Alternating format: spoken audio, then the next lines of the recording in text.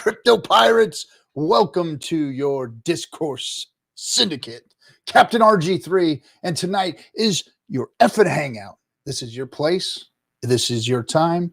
You've always wanted to come onto the stream. Get your ass in here. Tonight's the night, because there is not many people showing up this evening. What is it? Too cold? Everybody getting ready for spring?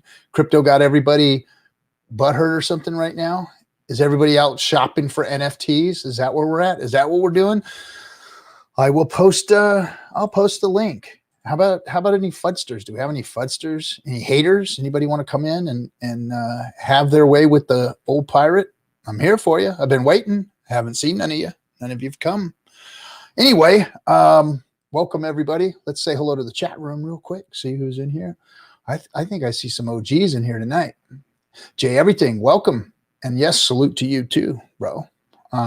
Bobby Marley, Eric, just Eric, huh? Was DCC back from? No, DCC. I talked to him today. He and I had oh my gosh, we haven't been able to reminisce on crypto for a while, and today we did. And wow, what the hell is going on out there? We were just having our way with it, messing around with QuakeSwap, and we were cryptoing it today. It's always good to have somebody that you can just talk crypto to, get on the phone and just, nobody knows what you're talking about around you, but man, you guys have fun. Michael Hex. Yes. Hexicanos, Hexicans. Welcome. Baby Well. Yo. Sig Hex 148. Marco the Hexican. Welcome. Let's go. Let's do it. Blue Bum. OG. And Toblerus. Is it Toblerus or Russ? Toblerus. Anyway. Welcome. Oh, another OG. Serena, the ultimate OG, the YouTuber extraordinaire. Guys, if you don't know or haven't ever seen any of Serena Alonzi stuff on her YouTube channel, go over there and check it out. She is the original OG YouTube Hexican. They don't get any more OG than Serena. Glad to have you in there, Serena. T-Brand. Yes, here we go, bud. One Hexy Mofo. OG. Dude, Hex Currency, Crypto Gains Club 369. Yeah, oh, you got a little heart there for Serena Alonzi. Yep, everybody's after the Serena. Crypto King, the Dana White, all right, of the Hex Nation. Brian Magruder, another OG. Who else is in here? Crypto Ewok. Look at all the OGs tonight. Bran, of course. Look at Wake Dog, El Hexadente, another OG. And who else? Hex Mac. Yes. Bob Saget. Internet Lurker. Man, everybody's in the house. Cookie Boys. Gosh, it's been a while since I seen you in, buddy. Basho. Man, look at everybody. And of course, COC. What's up, COC? Glad to see you in with us. Right on, everybody. Well, come join us. Hey, Timmy B's in too. Timmy B in the house. Another real old-time OG Hexican. Timmy used to do like hex streams out of the front seat of his car, like his truck, out on the job sites and shit where he was. And I think now he's retired, guys. He was working at his job, hex streaming out of his front seat, and just kind of contemplating on hex and what it was all about. And now dude's like semi-retired, traveling the world in probably a new truck. Anyway, anybody gonna come hang with us tonight? Did I give you guys? Did I send the link in there? I think I did. Hold on a second. Ding, ding, ding, ding, ding, ding. Tonight's your night. Come hang with us. Not a whole bunch going on. And then day 40. Let's see. Robert Natano says day 43. OG here. Great to be here. RG Hex has my attention and loyalty every day. All day, every day. Nate J, yo, what up, Nate J? Our big winner, the Hex winner, the winner of like the biggest freaking Hex giveaway ever. So, all right, guys. So crypto's gone out of its fucking mind with this NFT shit. Now, for those of you who weren't around during 2017, 2018 run up, tippy top, biggie back bottom, it was something that was going on that tripped everybody out, and that was that was these crypto kitties things, and they came out, and it was like an NFT type of deal on Ethereum, and it was these stupid fucking cats, and it clogged up the network. And I mean, I understood the concept behind like crypto stamping things and making them rare or something, but it was kind of like, I never got into it. It was just too weak for me. I just didn't like it. I was like, well, maybe one day they'll have some use case for it, but the last thing I'm going to do is spend $1 million on a picture of a cat because it's got a different spot on it somewhere. I didn't get that at all. Like, I never did get the whole in-game skins thing for gamers, for their weapons and shit. I never really, maybe that's just because I'm an old salty fuck, Xer or whatever, but never did see the use case for any of that stuff yet. I think that we're years away from seeing any of that shit become some type of a use case. But some stupid motherfucker, and I think it was the dude over at Binance, our friend across the ocean, bought a goddamn NFT for like $69 million. I mean, what in the hell is that all about? That just doesn't make any fucking sense whatsoever. That's serious rectum cranial inversion right there. I mean, you just, that's a disease. That is a disease. There's something else going on there when you see shit like that. And it's like all of this stuff is warning shots to me. There's things going on that just, now, again, I'm not predicting some kind of a crypto dump, but I think we're getting close to the top. We might have another run up. I don't know, man. I don't know. But everything's pointing to me like 17, man. Like, it's, the end is here, man. You guys have done fucked this thing up. Bull runs over, pack your bags. It's time to go. That's just my, that's what my scars are telling me anyway. So, when people start doing stupid shit like that, it's like, okay, guys, it's time to go home. It's time to get to bed. So, you guys are done. You guys are done with this shit. So knock it off. But hey, there may be another run in it. We'll see. And then, so that's one thing that I'd like us to kind of chit chat about. And I'm sure everybody else have more stuff to talk about. But another thing is, Richard made this tweet today. Hold on. Let me pull this. I want to pull this up because, let's see here. Richard the Heart. Oh my gosh, guys. I got a story to tell you guys about Richard today. What a freaking, I am such a freaking dork. Let's see. Okay, here it is. Here it is. I'm going to open this thing up. Oops. Oh, come on. There we go. Okay, let's see here. Boom. Okay, let me share the screen real quick. And there we go. Twitter. And let's share this thing. Okay. So, developers, no Solidity and Rust or Go, I want to hire you. t.me/Richard Hart, or email dev@hex.com. Work when you like. Remote only. Great pay. Improving go.hex.com. Then forking ETH. Then wrapped Hex shares on other blockchains in that order. So it stirred up everybody's pot and got everybody all like, oh, and that's, I think, what it was really meant to do.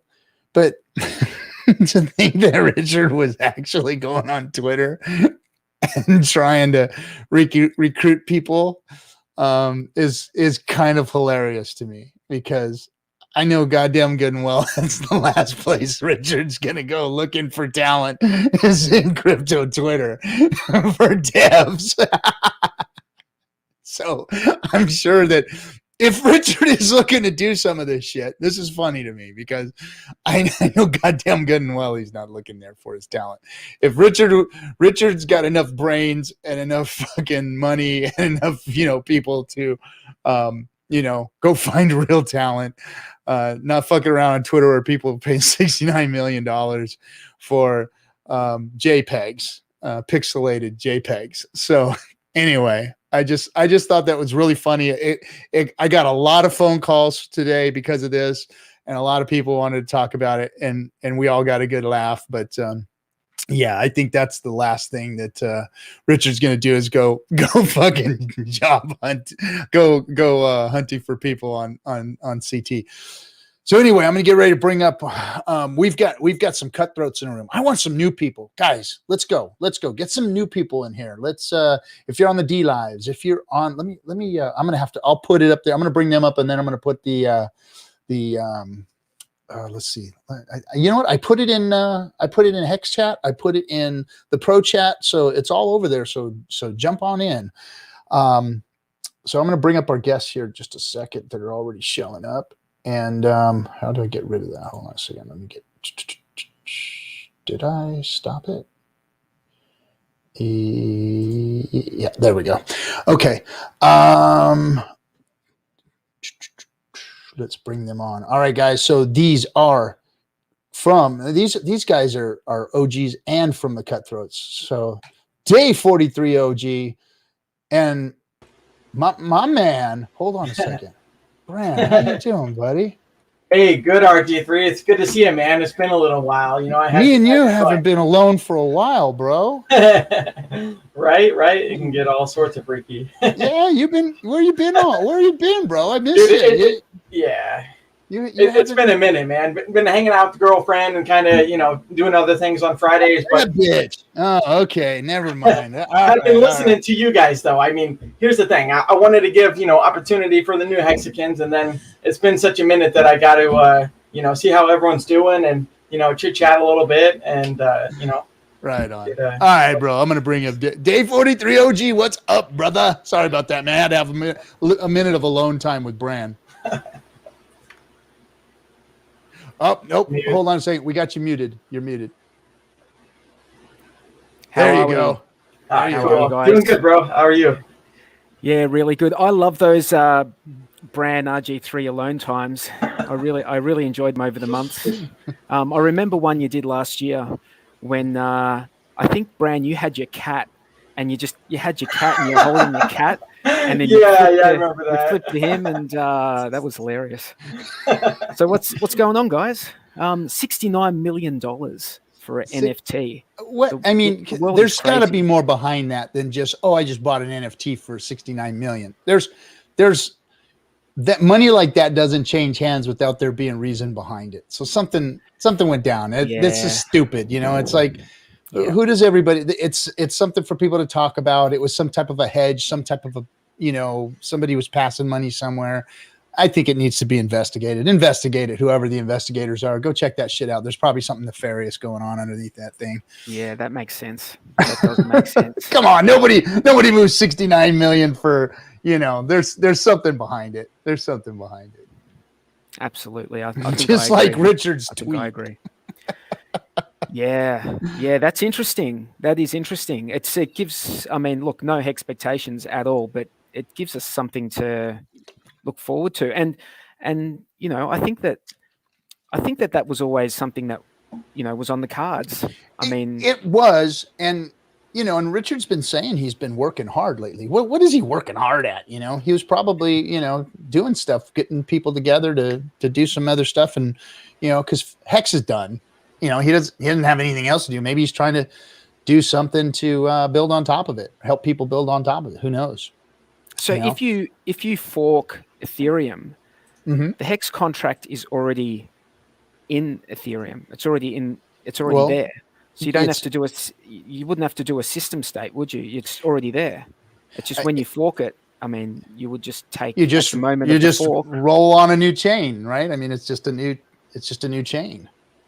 Look, I definitely don't have any idea or clue as to how all of that works. I know what a fork is, but my guess is that there has to be some type of a new token, a wrapped hex or something like that. I don't know. And maybe you don't have to. Maybe you can just, operate it on that chain. I'm not sure. But there's a lot of technical things that go on there when that happens. But usually when that happens, there's an airdrop of some type to the coins that already exist or to the incumbent coin or whatever, so maybe there's something in store for Hexicans who own shares. I don't know. there's a whole lot of speculation that could happen because of that tweet. And I talked for hours with lots of people today about it because everybody, and it went in 100 different directions and ended up nowhere.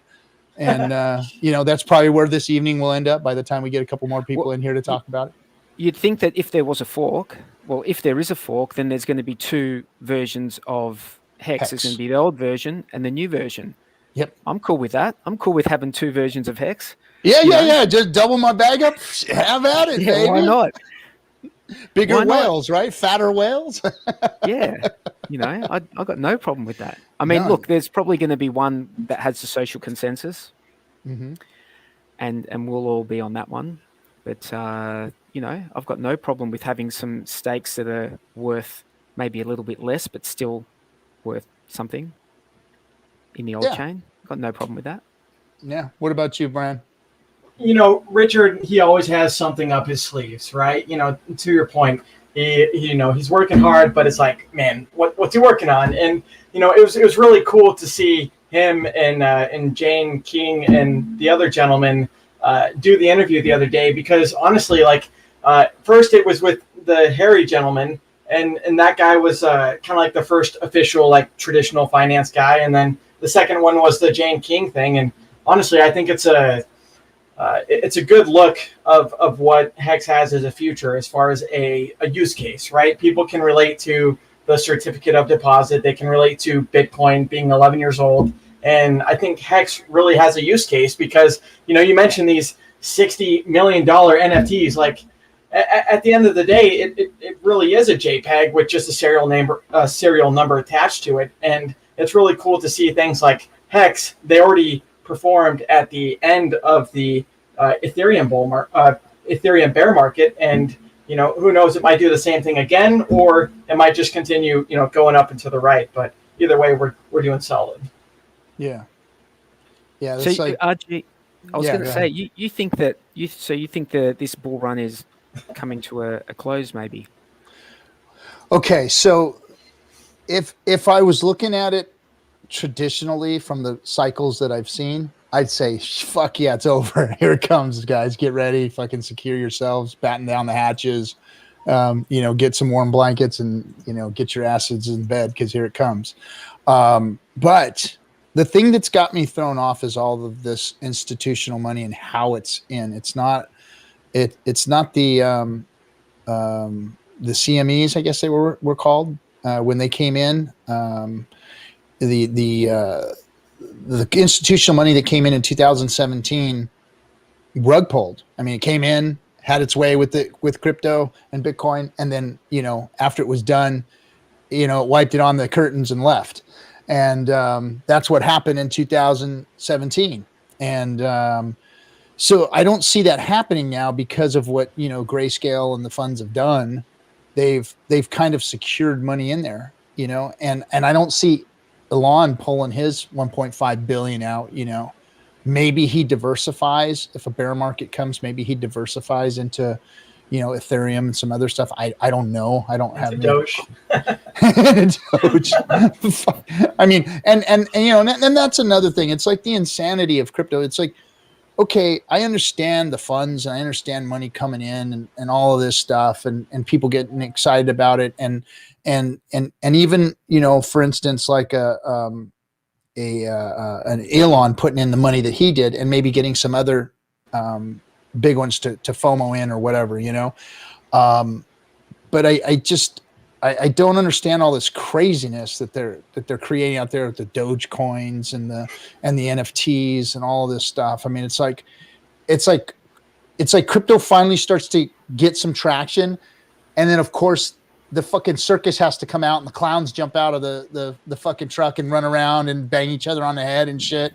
And it's like there it is. There's the crypto circus. Here we are. Okay, we're back. And just like when it gets legit, it's like, nope, bring in the clown car, and that's what I see going on here. But I just see that there's probably some hodl money, some big hodl money that's going to stay. So maybe we won't see as big a dip as we saw in the last bear market, So that's my thoughts. That's my thoughts anyway. It just feels different, and I've heard Richard even say kind of the same thing. So yeah, it does feel. It does feel different. I mean, ETH feels like it has underperformed so far. It feels like ETH has more. It could do more, but I mean, who knows? Who knows? I know. I think ETH has a nice run in it. Maybe till the summer. I think maybe we might see something like that happen. But it just hasn't. I haven't heard a pop yet. I haven't heard that. Its head come out of its ass. I haven't heard that pop from ETH yet. So it's just like it's still got its head up its ass. I'm sorry, but with the way things are and the fees and the layer, 2 and snarks and roll ups and all this shit, it's like fucking shit or get off the pot, guys. Bring it now or forever hold your peace. If it's not ready, you might want to make an announcement and say, hey, coming in 2022, ETH 2.0. Don't push it, So the gas fee thing is coming in July, I think. The optional, IP 555 or whatever it is, yes, the EIP 555. It sounds like unwrecked. What's that? Ethereum. That sounds like unwrecked Ethereum improvement protocol, the P155. EIP 155. His old handle. His old handle, yeah. So yeah, the EIP 155. I guess it's like a FU protocol to the miners. Like, hey, this is the way it's going to be. So I heard that they're all in an uproar and their panties are in a bunch because of it, and which is understandable. I mean, shit, man. If you're making money a certain way and then somebody says, "Well, no, we're gonna take that away from you," I'd be pissed off too. If I had a cash cow, something that I put a lot of money and time and effort and fucking heart into, I'd be pissed too. I mean, maybe it's for the betterment of the token or the coin itself, of Ethereum's network. But I mean, I understand that they're upset. You're still going to have to bid. My understanding is, and my understanding of it is very shallow, I'll just say that, but my understanding is you'll still have to bid higher to beat. Yeah, it's just giving it a baseline is all. It's like, okay, here's the baseline and you have to accept these as the baseline. But then if you want your transaction to move faster, you're still going to have to up the gas, right? Yep. Yeah. Yeah, I didn't think that it changed that. We'll have to just see how it plays out. I don't think how it's going to play out is knowable. No. Well, whatever they're doing over on Matic network, on layer 2, that's like fucking transactional crack over there, man. I mean, that shit's like badass. I mean, yeah, it's awesome. It's a son of a bitch to get over there. It's scary as fuck too. And then there's the 8 minutes of death, but it's once you do get over there, you don't want to leave. You're like, oh, can you keep this freaking network, please, can I keep it? But I was saying it on Nights of the Crypto Table that Ethereum has second layer scaling solutions that are being implemented now, and anyways, it's really cool to see things like transactions being fast, right? Yeah, hyper-sped through layer 2. I mean, and cheap. You can tell it's like, yeah, dude. It's just like the beginning, How many transactions have you made over there, Brand? Have you seen how many transactions you've made? 0. Oh, you haven't? Well, honestly, dude, I'm pretty good with my stakes where they're at. I mean, I'm still stacking. I mean, slowly but surely. But no, I'm not talking about your stakes. I'm talking about did you go over freaking Quick Swap and start playing around over there? I haven't messed with it yet, but I should do so soon, right? I mean, it's to each his own. I've been over there playing just to. And I know there's some other Hexicans over there doing some naughty things. You guys. But I turned a couple of them. I feel like, back in my high school or my elementary school days when I was turning kids on to things that they shouldn't have been turned on to. And, you just feel like, oh my gosh, I corrupted that guy. And then later on down the road, you see him like standing on a corner with this freaking, nothing. Oh, it's like, oh man, I gave that guy his first, anyway. The rabbit hole goes deep. Yeah. Well, look who's here. This is my good buddy, my OC friend from high up in the sky, Mr. Lou. Brad. Day What's up? 43. What's up, fellas? How you What's going, happening, mate? dude? Good to see y'all. It's been a while, huh? It Good to has see you been a too, while. man. What do you know? Are you in a hotel? Or are you at home? Or what do you got No, going on there? I'm in the man loft, and I'm playing it easy today. I was body surfing down my flight of stairs this week, and I Uh-oh. twisted my ankle, and Oh, no. That's not good. so I'm babysitting tonight. I got a sleepover crew downstairs, and so I had nothing better to do but to hang out with you guys. So this is fun. Nice. Good to see you, man. So did you break it or did you just twist it or what? I don't know. I'm not going to the hospital. I went 90 degrees, heard something crack, and I laid out. I was like, I'm just laying out. I'm not fighting it. And I got to the bottom of the stairs, and I was like, hey, that worked out. I'm all in one piece. And then I just started icing it. So I'm walking already. You know, I went to Park City, Utah. I was skiing like a banshee, and then I get home, and I fall down a flight of stairs. So. Go figure, right? That's it. You know what? It's like I'll go out and I'll go work in the yard. I'll go throw stuff in my truck, take it to the scrap yard, take it to the junkyard, do all this stuff.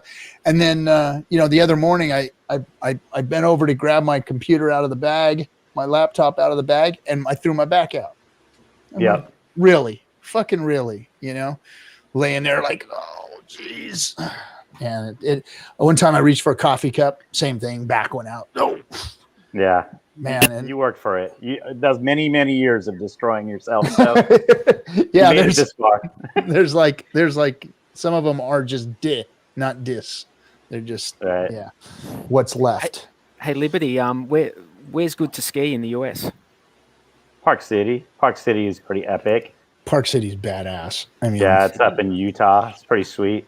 yeah, Mm. that is So nice. I Have don't you know ever the East been? Coast. Have you ever been up to the Zermatt up there, the Zermatt Resort up there by No. Park City? Oh man, that place is awesome.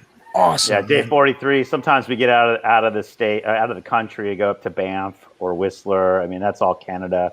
It's great stuff. Maybe Jackson Hole, Wyoming.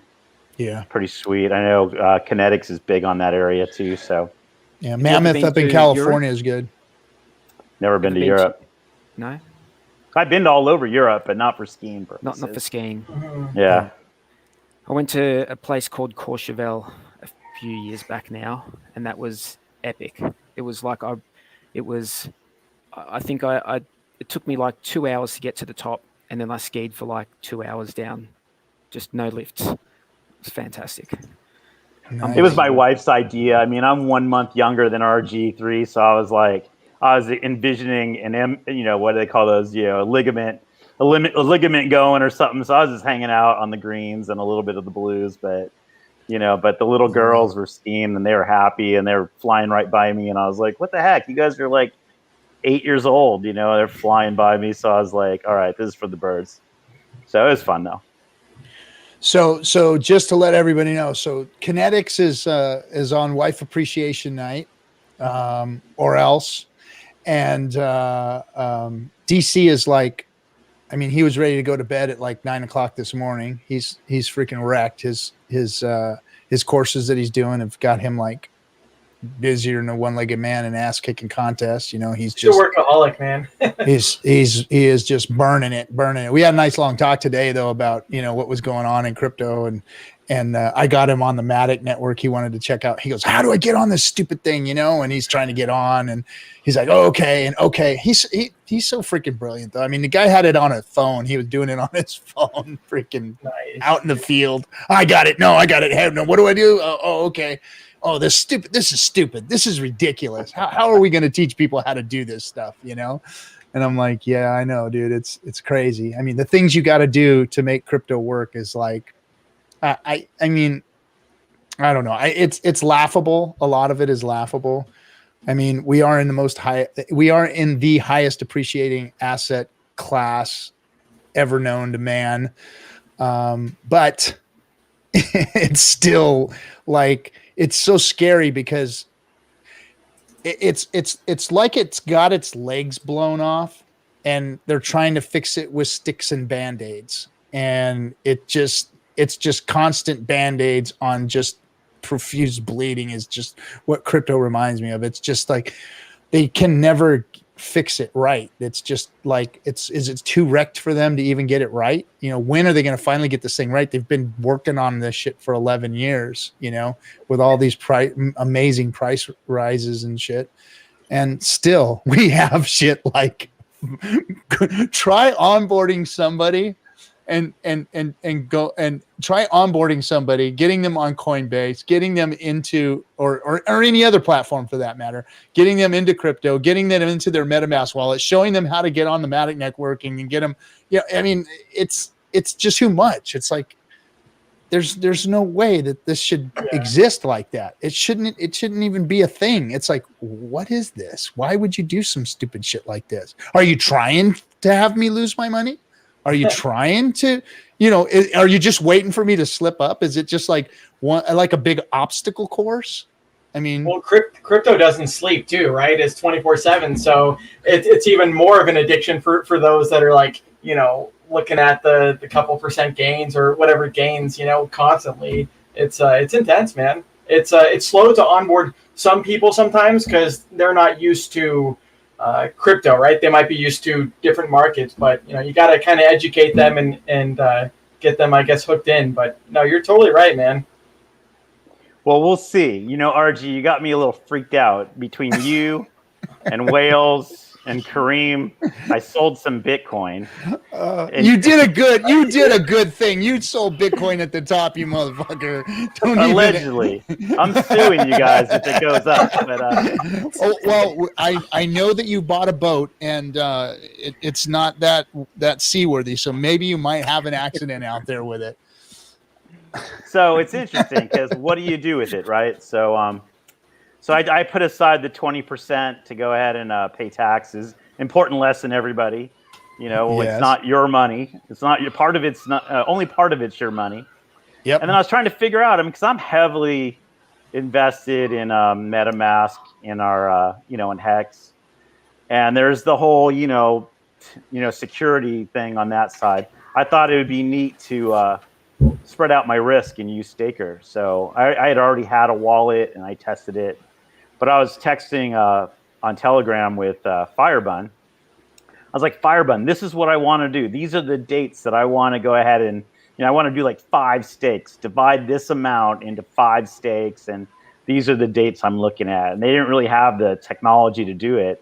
But a week later, I don't know if you guys have been into Staker, but they created the thing where you could put every 3 years for 15 years, it'll divide your stake into 5. So that's new. So I think it's new for all of you. It worked on mine. So it's like, I want to do stakes every 5 years for 15 years. It'll divide them into 3 stakes. And, it made the fees completely affordable.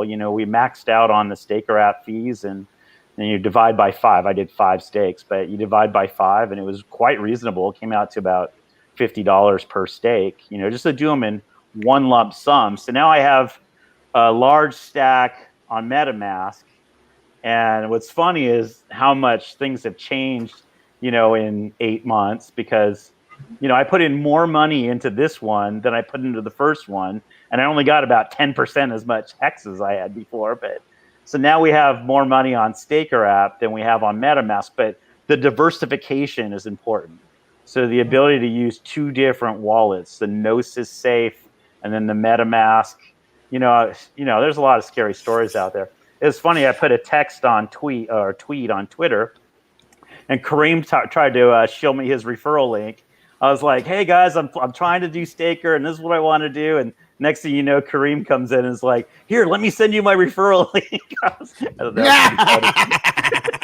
was like, "Yeah, dude, I'm not a rookie. I've been here for a long time."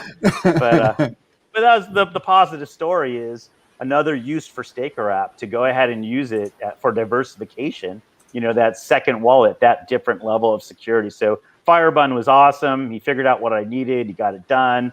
It's now a feature, and I feel good about it. So, yeah, Staker is a game changer when it comes to Hex. I mean, it's going to make things a lot easier.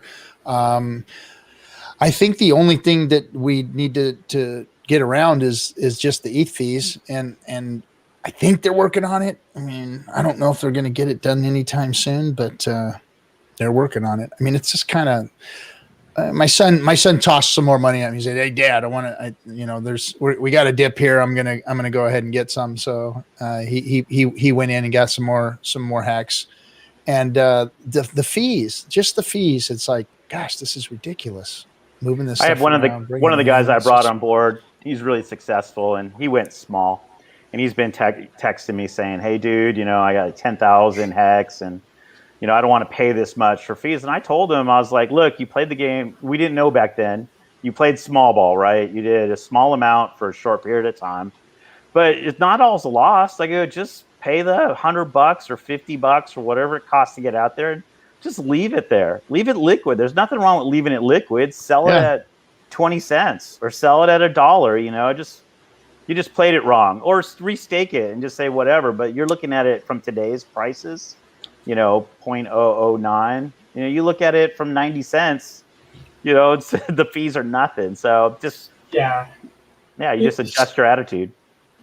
I agree. You have to update your worldview. I was watching a video where Richard was talking about the like day 1, day 2, day 3 stakes were like 2 Gwei, and at its highest it went like 1,000 Gwei during the Uniswap airdrop. And what Richard talks about all the time is like updating your worldview, right? So for myself personally, I mean, I'm guilty of this where I had a lot of big stakes, but also had a lot of like small stakes that I was kind of like laddering. And I had to realize like, oh, okay, with the fee that it costs to computate for the time, maybe it's just smarter for me personally to do bigger stakes that are shorter time as opposed to like monthly stakes, things like that. So I agree. You kind of got to just go with the flow as it happens. I like that strategy, Liberty. I like that strategy of putting something into the staker wallet, because I mean your legacy stakes are obviously not transferable. I know I'm probably going to get some hate in the chat for talking about this stuff. No. But, that staker wallet, although it's not something that's possible right now, I think in future they will be transferable. And you'll be able to transfer the whole wallet with the staking ladder in it. Maybe not individual stakes, and that will be like an open version of that other contract, because you'll just be able to transfer that whole wallet, which is also good for, when you want to pass things down or pass things on to your kids. I mean, that's a positive in that respect as well. So yeah, I think that's a wise thing, and I haven't done my ladder yet, but I'm going to very soon. Yeah, I was out of town for the Encapsulated Stakes conversation. The Encapsulated Stakes conference. I was like, it made sense to me. Everybody has different needs, so there's going to be people. I think of my uncle. He's 78 years old, and he'd love to have a 15-year stake, but he's not going to live that long. So if the Encapsulated stake was up, I'd say buy a 15-year stake and sell it 7 years from now. It might totally work out, But so there's those people that will need it, but why buy, like what we're learning? Why buy a 6-month stake if you could buy a 15-year stake and sell? And I know there's guys out there that are thinking best return possible. Why would you do this? It makes no sense. You might as well make as much. The purist. Yeah, which is fine, but that's not where everybody is. Some people are going to love it. And then there's guys like me. I'll buy your Encapsulated 15-year stake. I'm cool with that. What do you want for it? So discount stakes. Yeah, I got to sell more Bitcoin. I got a lot of Bitcoin left to sell. So I'll sit around and I'll buy some Encapsulated stakes down the road. That's not nice, Jay.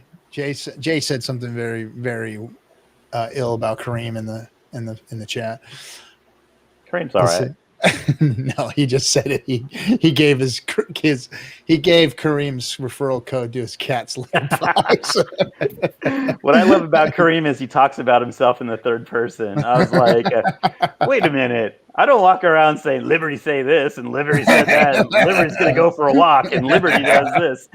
I thought that was pretty funny. Oh, and you know who I think who Wales sounds like? We got the big who's our guy, our smart guy that turned out to be a white Australian guy who we thought was a British Indian guy. But Silver the internet. You're talking about Silver. But Wales is the guy in the movie 8 Mile. He's a Future. He sounds exactly like Future, like Eminem's buddy. So that's who I picture when I see Wales only. So. No, he doesn't. He doesn't look like that at all. I think I'm the only person who's actually met Wales in Well, we had a stream chat, and I met him. I've watched everything. He's a good guy. He's a good guy. I've watched everything he's done. I did it all in like 3 weeks. All of those, I really appreciate what he's doing. So yeah, he is a brilliant young man, and he's got his head on straight, and he knows what he's talking about. He's been in the financial world for so long. He's just kind of like put 2 and 2 together and said, hey, this is what's going on here. And some of his realizations to me have been like, oh yeah, I've already figured that out. But you certainly do explain it a lot more eloquently than I do. That's for sure. But yeah, it's good to have people like that in the community. Totally. It's always nice from the financial world. He confuses me, and I come from the financial world, and I'm just like, whoa, I don't know what he's talking about. That's really out there. So, but the calculus side too. So that's the part that I don't, I'm not strong on. So I'm like, whoa. Well, he understands shares in a way. He understands the value of the shares in the chart and all that in a way that I can't even comprehend. When he starts talking about that, I get lost because I don't understand exactly what he's talking about when he's getting on that chart. And he says it so matter-of-factly because he knows it, and I haven't figured it out yet. So I get lost there. Right. Did you guys see Hexo's tweet? Days ago. Oh, are you talking about today's tweet or which one? Well, it's the one, might be yesterday my time, but today for you guys. The one how he's talking about like that 1.4 billion stake being a master troll, because in that account there's only what was it? 420.69 hex left in the account. Oh yeah. Yeah. Well, I heard that somebody put that in that account. Right. Okay. All right. Marco, the Hexican. Okay, so Marco. So this is the one thing that I've got to tell everybody. So it says Wales is huge for the Hex community, open everyone's eyes. Look, bro, some of us have been woke a long time before Wales came around. Just to let you know, I just want to put that out there that my eyes were open a long time ago. And we've been opening eyes from day one. So yeah, I know I appreciate like what he does, but that's kind of a ridiculous comment to say here on a stream that's been around from freaking, the first months of Hex. And we've dissected it 6 hours at a time for a whole year straight. So but you've been a parent. You've been a parent though, RG. It's like you tell your kids things 10, 15, 20, 100 times, and then some other parent tells them the same thing, and they're like mind it's a revelation. blown. Yeah, exactly. So sometimes you just hear it from somebody else. That is a lesson I've always wanted to teach everybody. Liberty is exactly what you're saying. Is if you're having trouble like explaining Hex to a family member or somebody that like mom or brother or whatever, you got to realize that those people have seen every fuck up that you've ever made in your whole life. They've watched you get in and out of shit. They watched 2018 wreck you in crypto, all of this stuff that they've seen you do, things that you failed at, not cleaning your room and all the other shit that you've done. So the last thing they're going to do is take real financial advice from you. So bring somebody else to the table, bring them to a stream, bring them to something else and let them get the information there and say, hey, don't trust me, but trust my judgment and look what I've found, and send them somewhere else. Because if you try and explain it, sometimes they just kind of gloss over and go, yeah, I remember when you wrecked your car and, blah, blah, blah, and all that other kind of weird shit, So yeah, your credibility with your friends and family sometimes is shot. So pass it along somewhere else and get them in front of something else. I love Hex Clips for that reason, right? Hex Clips takes content from all the YouTube channels, from yours, from Wales, from whoever, and they kind of condense it down into like bite-sized segments that that are valuable information. So I think it's cool for like people like them that take information from multiple people's channels, because you're right, no one wants to hear the thing from their brother, from their sister. Sometimes they need to hear it from like someone that's more credible. And Sammy says, Whale sounds cool AF. You know what, Sammy? He is. He is a good looking, solid dude. That's all I can tell you is that Wales is as good looking as he sounds. That's for sure. You're safe, friend. Wales in the chat. Archie's got a new boyfriend. You're safe. Thank God. My prayers have been answered. Brand. He's got a new man crush.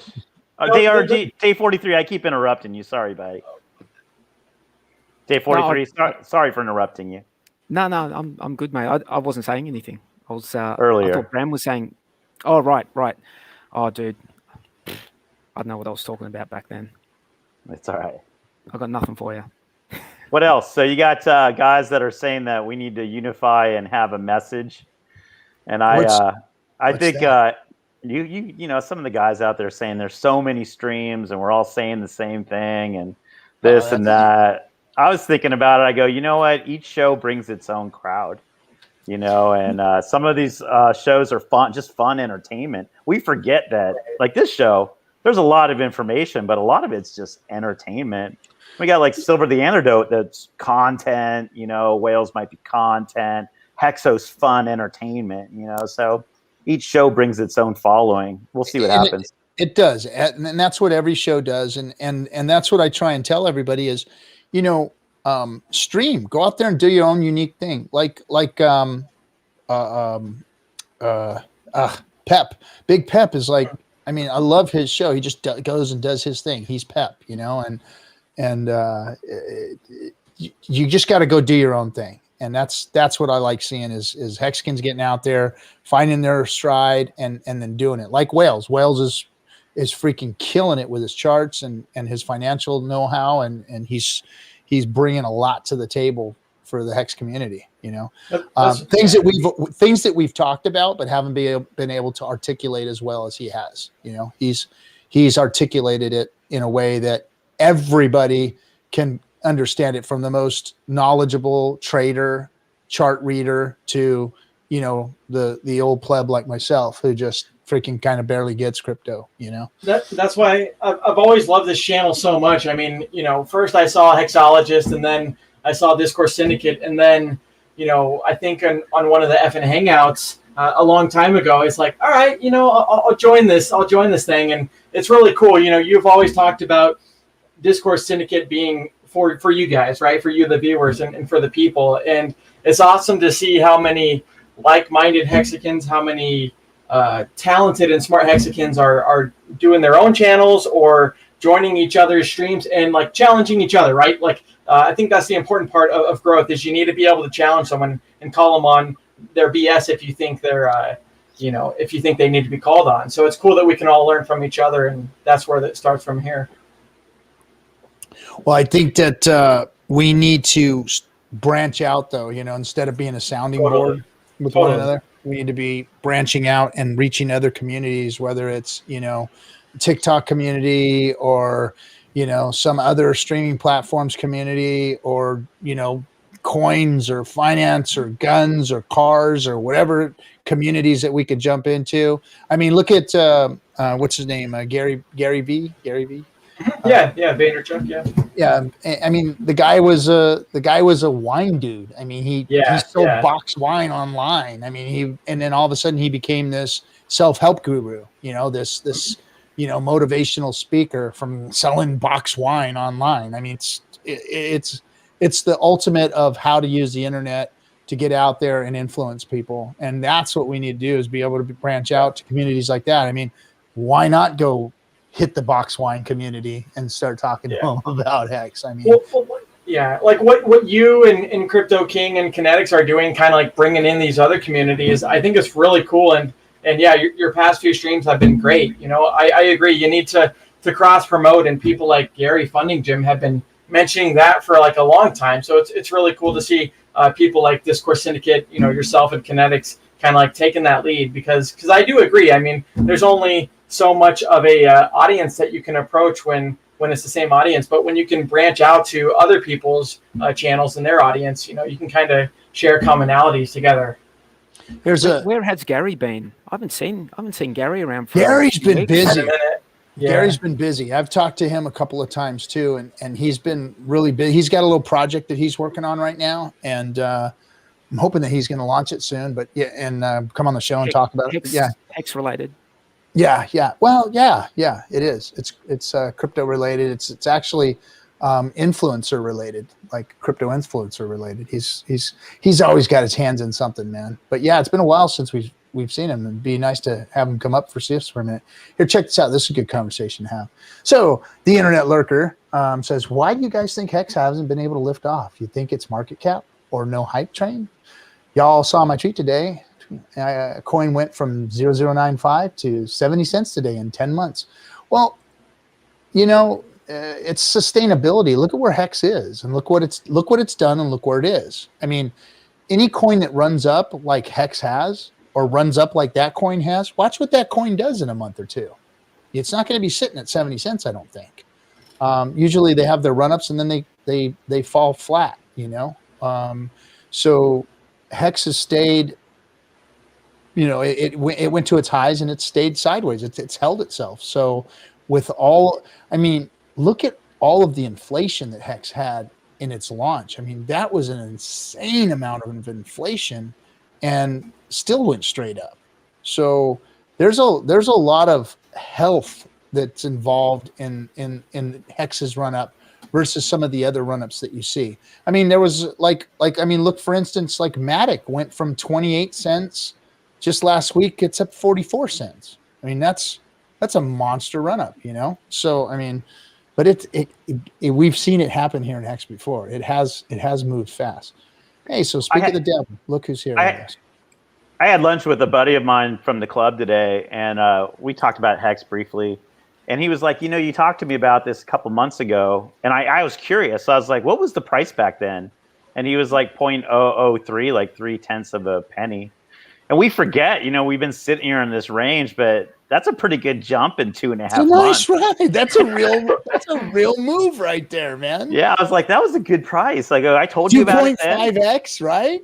Yeah. or 1.5x. Here, hold on a second. We got a guest coming in here, and of course he's not going to reveal himself for reasons that are valid as far as I'm concerned. And but we will let him on because he is our man. Wells only. What's happening, beautiful? Hey, everybody. Thank you for having me on, RG. Hi, Day 43 OG. Give me Liberty or give me Hex. One of the best names out there. Valley of Fran. What's up, dude? Yo. How are you? See, ladies, if there is any ladies, there may be just two ladies out there. He is as good looking as he sounds. I'm telling you. That voice is not just... He has all of the equipment to back it up. You are too much, Archie. Just to let you know. He showed you his equipment. Nice. I can't with you guys, man. So what's happening? I'm glad you're here because you can help us with some technical stuff tonight. Sure. And talk a little bit about some things because, we're all talking about tops and and institutional money being in crypto and looking at, some of the signs of the tops that we're seeing. I don't know if you were around for 2018 for the pump and dump. I was. I've been in crypto since the start. So yeah, I've been I've seen a lot of market tops, seen a lot of market bottoms. And I think what we're seeing now is a market top. And the reason for that is because everybody's expecting price to just continue going, just to continue to march higher, which is typical. Oh, same. Yeah, it's typical. Yeah, it's typical, right? Like we expect Bitcoin to just go up every day. We expect Ethereum to just go up every day. And we expect, Hex to continue to go sideways. This is what we expect, right? And if there's one thing about markets that's always true, is that when you expect things to continue to happen is when they're going to stop happening. Expect the unexpected. Expect the unexpected, right? So, Wales, you probably know this better than most. Like, Eugene Fama with his efficient market theory, markets go straight up over time, right? They go up to the right. Right. But in 2013, Robert Shiller won the Nobel Prize. But he had the opposite theory, and that was that bubbles form and bubbles exist. But no one ever talks about that, right? They just show they zoom out, but they never zoom in and show how often the stock market drops 50% for years on end. So it's pretty interesting. Yeah, even though it goes up and to the right, there those wiggles in the middle. There's death in the middle. Yeah, they don't show that. Right, they never talk about the wiggles, right? There's pain and destruction in those little wiggles in the middle. For sure, they never want to talk about the wiggles, and the wiggles are the parts that nobody ever wants to talk about, right? The wiggles is exactly what we're experiencing right now in Hex, right? Yeah. And that's exactly what you guys were talking about. And that's kind of what it's like, oh, okay, we're talking about sideways action. Yeah, I got plenty to say about that because that's one of my favorite topics because what's going to happen is boing, right? It's just a spring that's coiling. And what we're going to get at the end of that is just an explosion upward. That's all. Simple as 1 + 1 is 2 because that's just how markets work.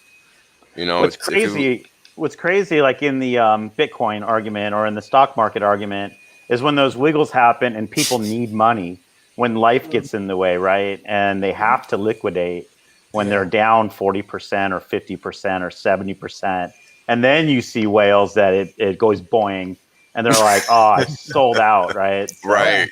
That's right happens. When they sell too. That's right when they sell too, right at the last possible moment, right before it rips. And it's happened to me so many times. Yeah, I mean, it happens to everybody. It happens to everybody. Those candlesticks really are like emotions on a chart. And you can see even right when Big Payday happened, you know, I had a friend that was looking at it and they're like, oh my God, I need to sell right now. It's going to go to zero. And in reality, like that was the best fucking time to be buying, you know, if only they had realized that and then staked it too. Like Kareem says, buy the dip while you're being staked. Like that's pretty cool, you know? Yep. That's really my goal every time, man. And that's kind of why I chose that little image. That's the same one I use for my Twitter. Like I literally have been buying dips in Hex since after the Big Payday because when I first got into it, you know, that was straight FOMO action because there's no other activity really that a human can default to when they come across Hex for the first time. You're going to automatically just want to buy without understanding anything, right? And this was my first inclination 30 minutes into learning about it, 30 minutes into it, not understanding how to earn interest, not understanding anything. I just knew that it paid interest and it was greater than 1% a month. Like I did the math fairly quickly without knowing anything about the system. So, you know, it's a crazy, crazy coin, man. It's crazy. It's Hey, Wales, I've got a question for you, mate. I've got a maths question. What's up? A maths question. You're the maths guy, man. And I'm just. Oh, here we go. Here we go. I knew this one was coming. Look, I'm not a maths guy, but so in Hex, what sets the share rate is the best ROI of stake that comes off. So, in the first week of the adoption amplifier, there were guys in our community who have publicly said that they did 5 stakes in the first week of the adoption amplifier. So in 15 years time from when that stake was made and it comes off, that's going to set the best ROI. Now my question is it mathematically possible? Is it mathematically possible for there to ever be a better ROI in the system after that from stakes that are post Big Payday? I want to automatically say no, right? And the reason for that is because when the system always, any system, right? And this is kind of like the nature of airdrops, interestingly enough. Any system is going to always give the maximum reward to the earliest adopters, right? And this ties in even back to market theory, even auction theory. When you think about an auction, right? Markets give the best opportunity at the most illiquid points, right? So that's important to understand. And this also ties into, right? I mean, and this is the funny, like, I know I'm not that old, but man, I've just been lucky enough to make enough mistakes to just know better at this point. And I think that's what makes me sound so educated and smart. But no, I'm just an idiot, really, right? Because I'm an idiot that recognizes I'm an idiot, and that's what makes me seem smart. So that's why it becomes a positive, really, right? Because if you don't, that's a very humble thing to say. I don't think anyone here thinks that, mate. well, So day 43. Well, it's the same. It's the same premises. When you know that you don't know, that's when you know. Yeah. You know? And that's kind of, I think, what he's saying there. You know. So Toby day Won, 43. Are Hexicans. you saying that share rate flatlines because after 15 years from or 14 years from now that no one gets a higher ROI and share rate flattens? Is that what you're saying? Well, Maddie just said, listen to this. So, and look, I'm going to be the guy that admits it. I still don't understand how ROI is realized and what it means. Hey, what's happened then, Toby Won? What's happening? Hey, what's up, fellas? Oh, you guys shilling your links. Go ahead. What's going on, Toby? Hold on a second. So share price is just based on max ROI. RH Mistoken correct himself. Good to read the last version of the contract by Kyle. And I think I'm going to have Kyle on because in the early days of DS, we had Kyle on.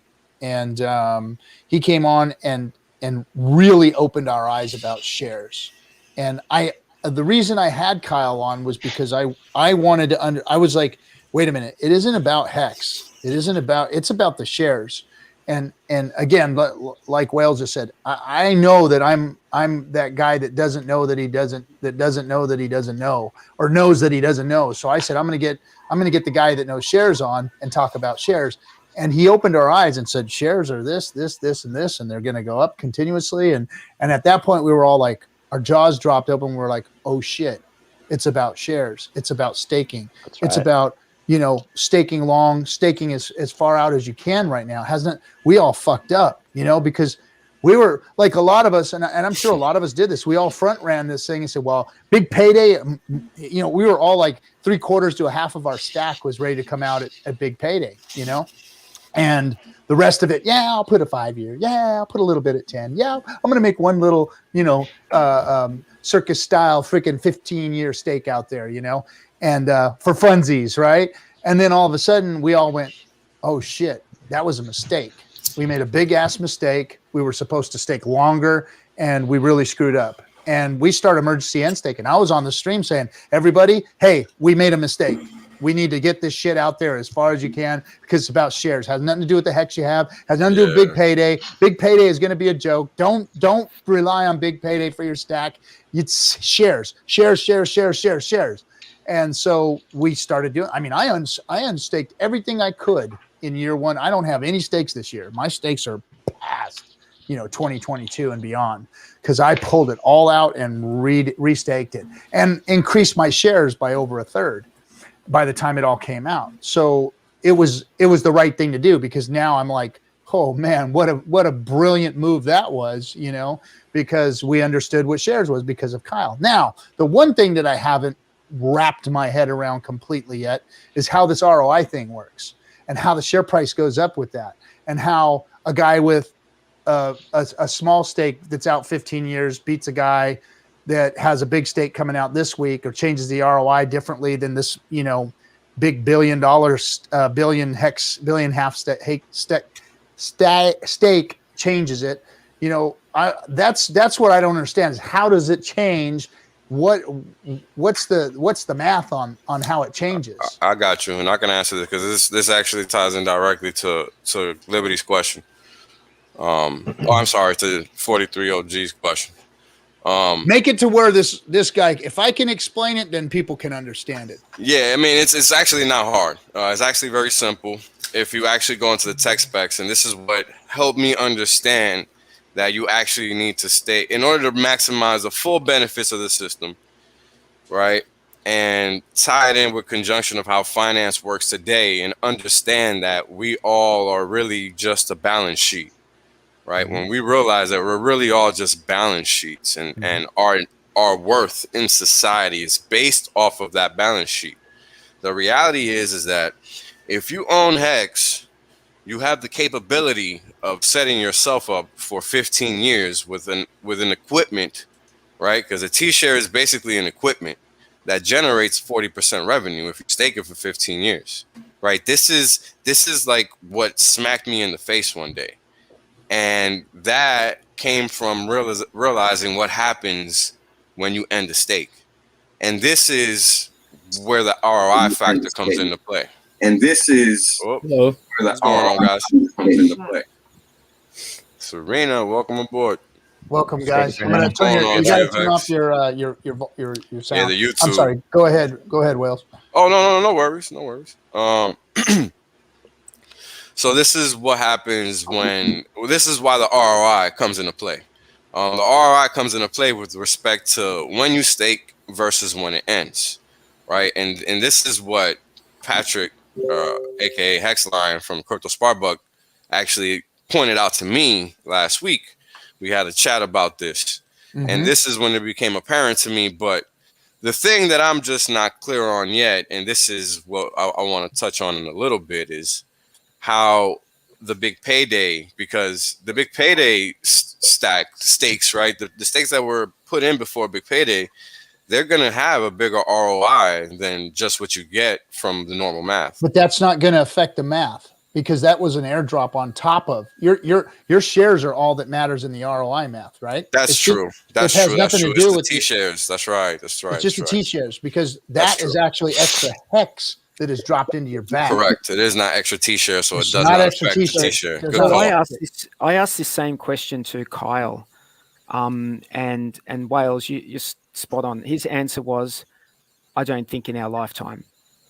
So he doesn't think in our lifetime there's going to be a better ROI than those early stakes that come off in 15 years. Yeah, because the thing is, it's not about, like, I gave a very non-mathematical answer, but it is really the math. It's the power law. And the thing about it is that the power law always start, and this is why you buy Hex now and not later, right? This is why you bought Bitcoin at 0, not at $1, not at 10, not at 1,000, because the earlier you adopt, the greater the ROI. And that's because of your share price at the time you got it, right? Well, that's yes. Yeah, that's a function of it, but that function is strictly for Hex, though. I'm speaking in a very generic sense, because the earliest adopters, if you think about it, right, the earliest adopters are typically VC funds. And why is that? Because they get in at microscopic prices. Right? But that's philosophy. I'm talking about the math of Hex itself, because but it's related. It's related. Think about it. How much does Hex cost? A Hex costs less than a cent. Yeah. Right. So when you're picking up $1,000 worth of Hex, you're picking up more than a round number. You're picking up a round number plus some. So that gives you a little more leverage when you think about it. So when that value goes up, you put down $1,000. What's going on, Sammy? Wow, everybody's joining. This is great. How you doing, Sammy? Good. How are you? Doing well. Sammy. Well. Nice to meet you. I don't think the conversion ratio has anything to do with ROI, though, right? The T-share rate, no. Right. So okay, let me get to that part. And then we can circle back to the explanation that I was about to go to, because it's better to understand how the story ends, so that we can actually dissect it.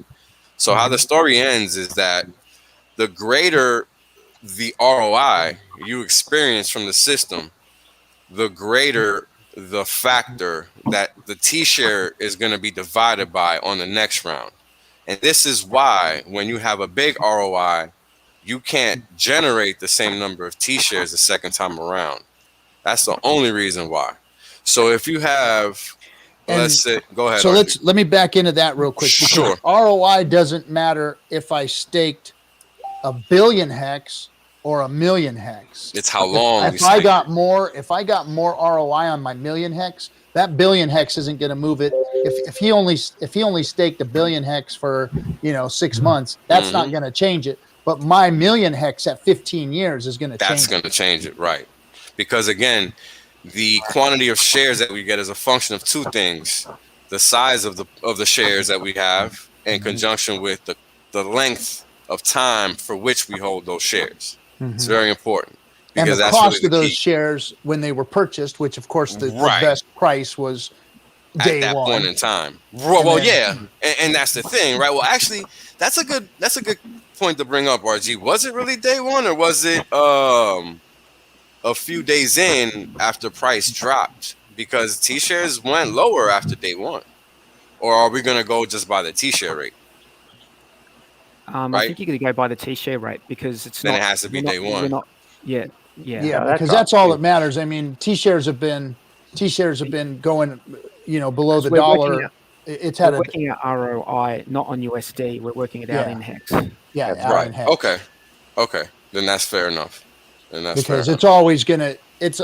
Saying that T-shares go up in price really isn't correct because the dollar is gonna. It's value to the dollar, and you show this all the time in your. Yeah, that's like saying the value to the dollar is always going up and down. Yeah. As it's moving up and to the right, it's still dipping below it. I mean, it'll have a different price dollar wise.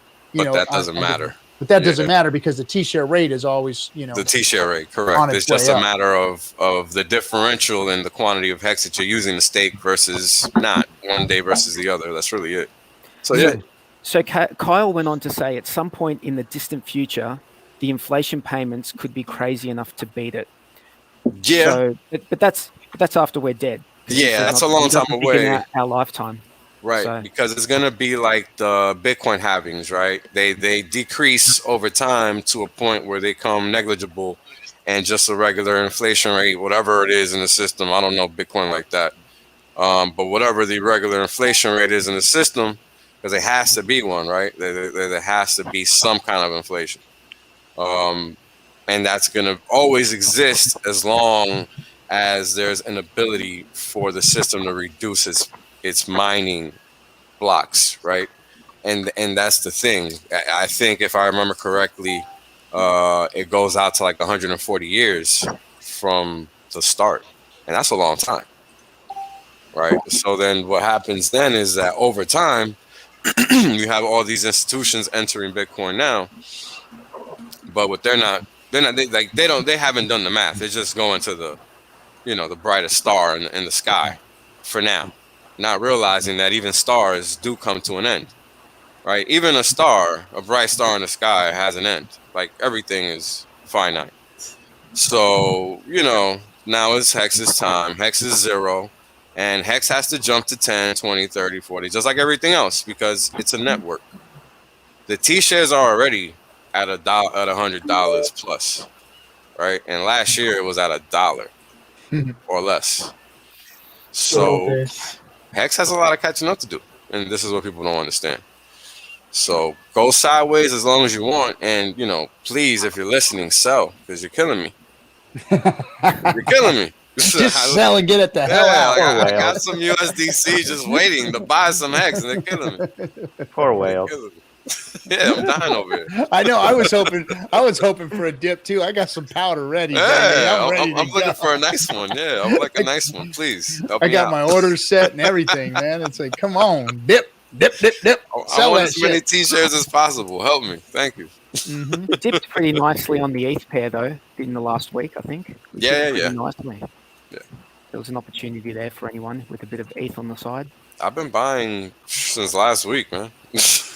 I've been buying for probably at least 2 weeks straight. I just keep buying the dips. So look at that. Whales comes on and the girls finally show up. Look at you, ladies. Hello. How you doing? Hi.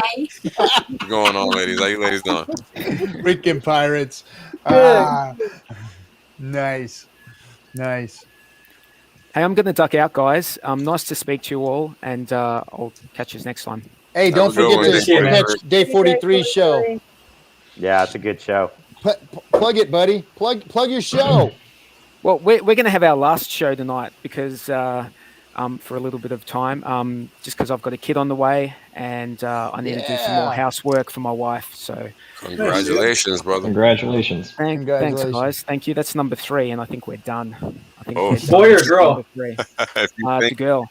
With that nice, dude. That's cool, man. That's awesome. Thanks, guys. So I'm doing the last stream tonight, the Saturday night stream, and then me and Unwrecked do a stream on Tuesdays, which is called the Hex Late Show. So, and it's after the Discourse Syndicate. So come and check it out. Nice. Hex Late Show. All right, Dig 43. Hey, bro. See ya, bud. Good night. Guys. All Good seeing right. you. So what's up, girls? What are you guys doing other than trolling and moving on whales here? What's going on? We're being naughty. We're being naughty in the chat, weren't we, Serena? Yeah, I'm just drinking my wine, so Uh-oh. Look Atta out. And I'm girl. having a beer with you guys. I'm What's so going on? This is the show to do it on right here. Right, Friday nights is basically. where Hexicans can go ahead and turn it loose and have at it. That's all right. That's it. So what are you talking about? We were watching, but what are you talking about now? Well, we were talking about ROI and how that changes, and I'm still not 100% certain. I mean, I understand about as much as I have before, but I don't understand myself how the share rate rises from that ROI being realized, and how and where that math is done, and how we can actually see it. You know, if we can actually look at the charts. Check it, RG. When you look at the tech specs and it talks about the staking and it talks about end staking, it actually says it right there. It was just crazy because when I read it the first time, it really wasn't apparent to me because I didn't know what I was reading. I was just reading to read. So the second time when I ran through understanding what t-shirts were, I was like, oh, well, I'm a moron. And because what it says is that when you stake longer and bigger, right? What that means is you're going to get more bonuses, right? Yep. And those bonuses comes in the form of a max 30%, if I remember correctly. Right? All the way up to 3,641 days, right? Yeah. So what happens is like the longer you stake, the system is going to take that factor and it's going to take that one and take that factor, whether it's 0.3, 0.2, depending on how long you stake, and it's going to divide it by that factor. So the longer you stake, the bigger the factor by which your T-shares are going to be divided by. And that's how the end state function reduces the quantity of T-shares that which you're able to get. So if you stake 10 T-shares for 15 years, that means that those 10 T-shares are going to be reduced by 1.3, right? So it's going to be 10 divided by 1.3 instead of 10 divided by 1. So then you're automatically reduced to 7 T-shares instead of 10 right off the bat as soon as you end that stake. And that's why you have to buy more Hex to get that same quantity of T-shares. Does that make more sense now? Gotcha. Yeah. There you go. They keep slicing the pie a little bit further, making you have to buy a little bit more T-shares. And that's how that happens with the T-share rate over time.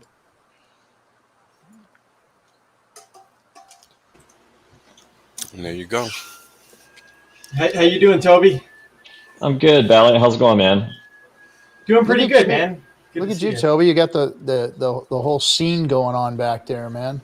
I moved from the den into the living room, so just slowly getting my my set together for my long-awaited live streams. So I'm hoping. I know many of you know about a music video I've been working on for a few months now. Hoping to roll that out at the end of the month. Got my green screen, got my mic, I got my lights, I got all my stuff ready to go. So I'm hoping to unveil that on my first stream toward the end of this month. I'm just kind of waiting for this whale event to come and go.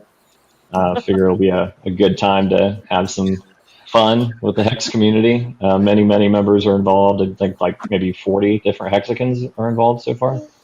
So it should be a lot of fun. But yeah, it's going to be Hex 101 with Toby Won. Just going to dumb it down like as if I was teaching myself all over again.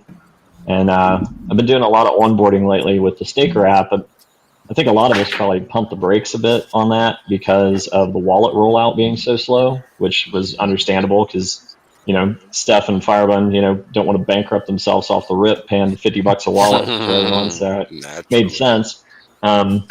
So I've kind of slowed up on my referrals, but the ones I do have, I went ahead and did bought their wallets approvals through Firebun and chat, and then gave them each a little bit of Hex to play around with and get familiar with. So that can be a daunting process depending on who you're talking to. Some people are more comfortable than others. Definitely a lot easier than the old school way with Coinbase to MetaMask to go.hex.win, just the whole rigmarole that we all learned, from the early days.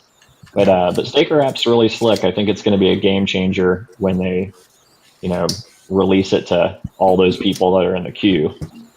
Yeah, it already is. It already is for Hex. I mean, what's up, Markable Thoughts? Hey. What's up, RG? Hi. Nice new tiles you have there. Look at that. Yeah, nice. Cool. I figured out that I just have blue screens on those pillows, so I can do anything there. That's awesome. Sweet. Nice. Look, if I move this, then That's brilliant. Oh, look at that. Yeah. Cool. it's pretty cool. You young guys, man, you guys figure all this stuff out. That is awesome. Yeah. Good morning. It's an early one again. What's going on, Markable? How you doing, brother? Pleasure to stream with you finally, man. Yeah, exactly. For sure, man. I just by the way, if anyone hasn't seen the stream of Wills of yesterday, it's a really good one. I just sent Wills a message to ask him if we could do a stream together about economics in general, because I know some of economics and just how fucked everyone is if no one is doing anything. And true story. I know that shit, and I'm trying to tell people in real life, but then no one's really actually understanding my points, and so they always think, well, it's not that bad, or they just move it away like, yeah, it's not for me. I don't have to listen to that. But what I noticed is that those people they just don't know. They don't know the systems, and they've never been taught what money actually is. And for example, my twin brother, he's never had economics class. I have, but he hasn't. And so I just sent I sent my brother the video of Wills of yesterday, because it's just economics class. It's amazing, man. It's a good thing to not only talk about the systems within Hex, but really talk about the systems in this world, so that then we can tell people how Hex solves all that stuff. Yes. And, it's a really good thing to really talk about macro and talk about the systems that have been built to have been rigged against everyone. It's a really good thing to talk about that, and also in a way that, for example, my dad, he has done economics all his life, but like we can teach him a lot because he has been taught economics all his life, because now he doesn't, everything has changed so much that now he doesn't know shit. And that's important, man, because we need to break down those walls. And it's also really good for outbound messaging if we talk about economics a little bit more, and really how we are going to replace the things in this world. Before we can tell people that we're going to replace it, we need to let them know what actually is there to replace. And Right. so that's the key too. Yeah, so it would be an interesting stream, and if anyone hasn't seen the stream of yesterday, it's a good one. I was disappointed. It was over before it started. I've gotten used to 5-6 hours listening at 2x speed, and it was over like in an hour and a half. And I was like, what the hell? Like, I felt like it was a wham bam, thank you, ma'am. I was like, you didn't that it? End with snoring. That's too funny, right? No story in the top at all, right? I just wanted to tweet out something about the Hex. Hex is the only product that has snoring whales. No one has whales that snore with monocles. Monocle whales. Monocle snoring whales anywhere else in crypto, that's for sure. That's why Hex is the best product out there. Just snoring whales. You know, that's funny. You guys were talking about onboarding and stuff before the chat, or before I hopped on. And the interesting thing about Hex is that it really lends itself to so many avenues for onboarding because it literally solves a serious problem that every single person on the planet has, regardless of where they live. And that's something that's very important for people to understand. And this is why I've decided to make my message more focused on the realities of the financial dilemma that we find ourselves in. And use that as a way to kind of guide people towards Hex, because there's just, that's what I'm good at. That's what I know. But I think that there's so many avenues to go down that path that it doesn't really matter what avenue you take. I think if you know what you're talking about, you can relate it to Hex, period. Because there's so many people do it in so many different ways. You guys did it for a million years before I showed up. So clearly it's doable, right? And that's the thing. Everybody just has to find their avenue and then just do it. The people will come because everybody has a market. That's something also that people have to understand. There's a market for everybody. You just have to put yourself out there. Because the last thing, like Markable was saying, the person that is trained in economics is the person that's least qualified to discuss it because they don't actually know anything about it. Yeah. Or have any money. Yeah. Yes. That's a fact. How do I know? Because I spent years learning and studying and training to become a PhD economist before I realized it was an entire waste of time.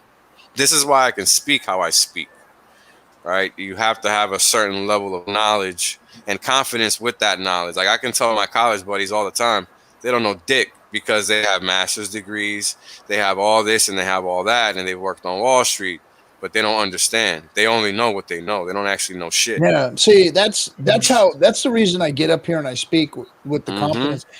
Being as ignorant to finance as I really am, I lived. You're better off for it. I've lived it. My life has been wrapped around it. I've been a worker bee my whole life, and I've had to survive in Southern California on a single income and raise a family. So I know what economics is because I've had to fucking live it. So that's why I get up here with confidence and speak, to it, because I mean, it's not easy, like somebody like I look at Liberty.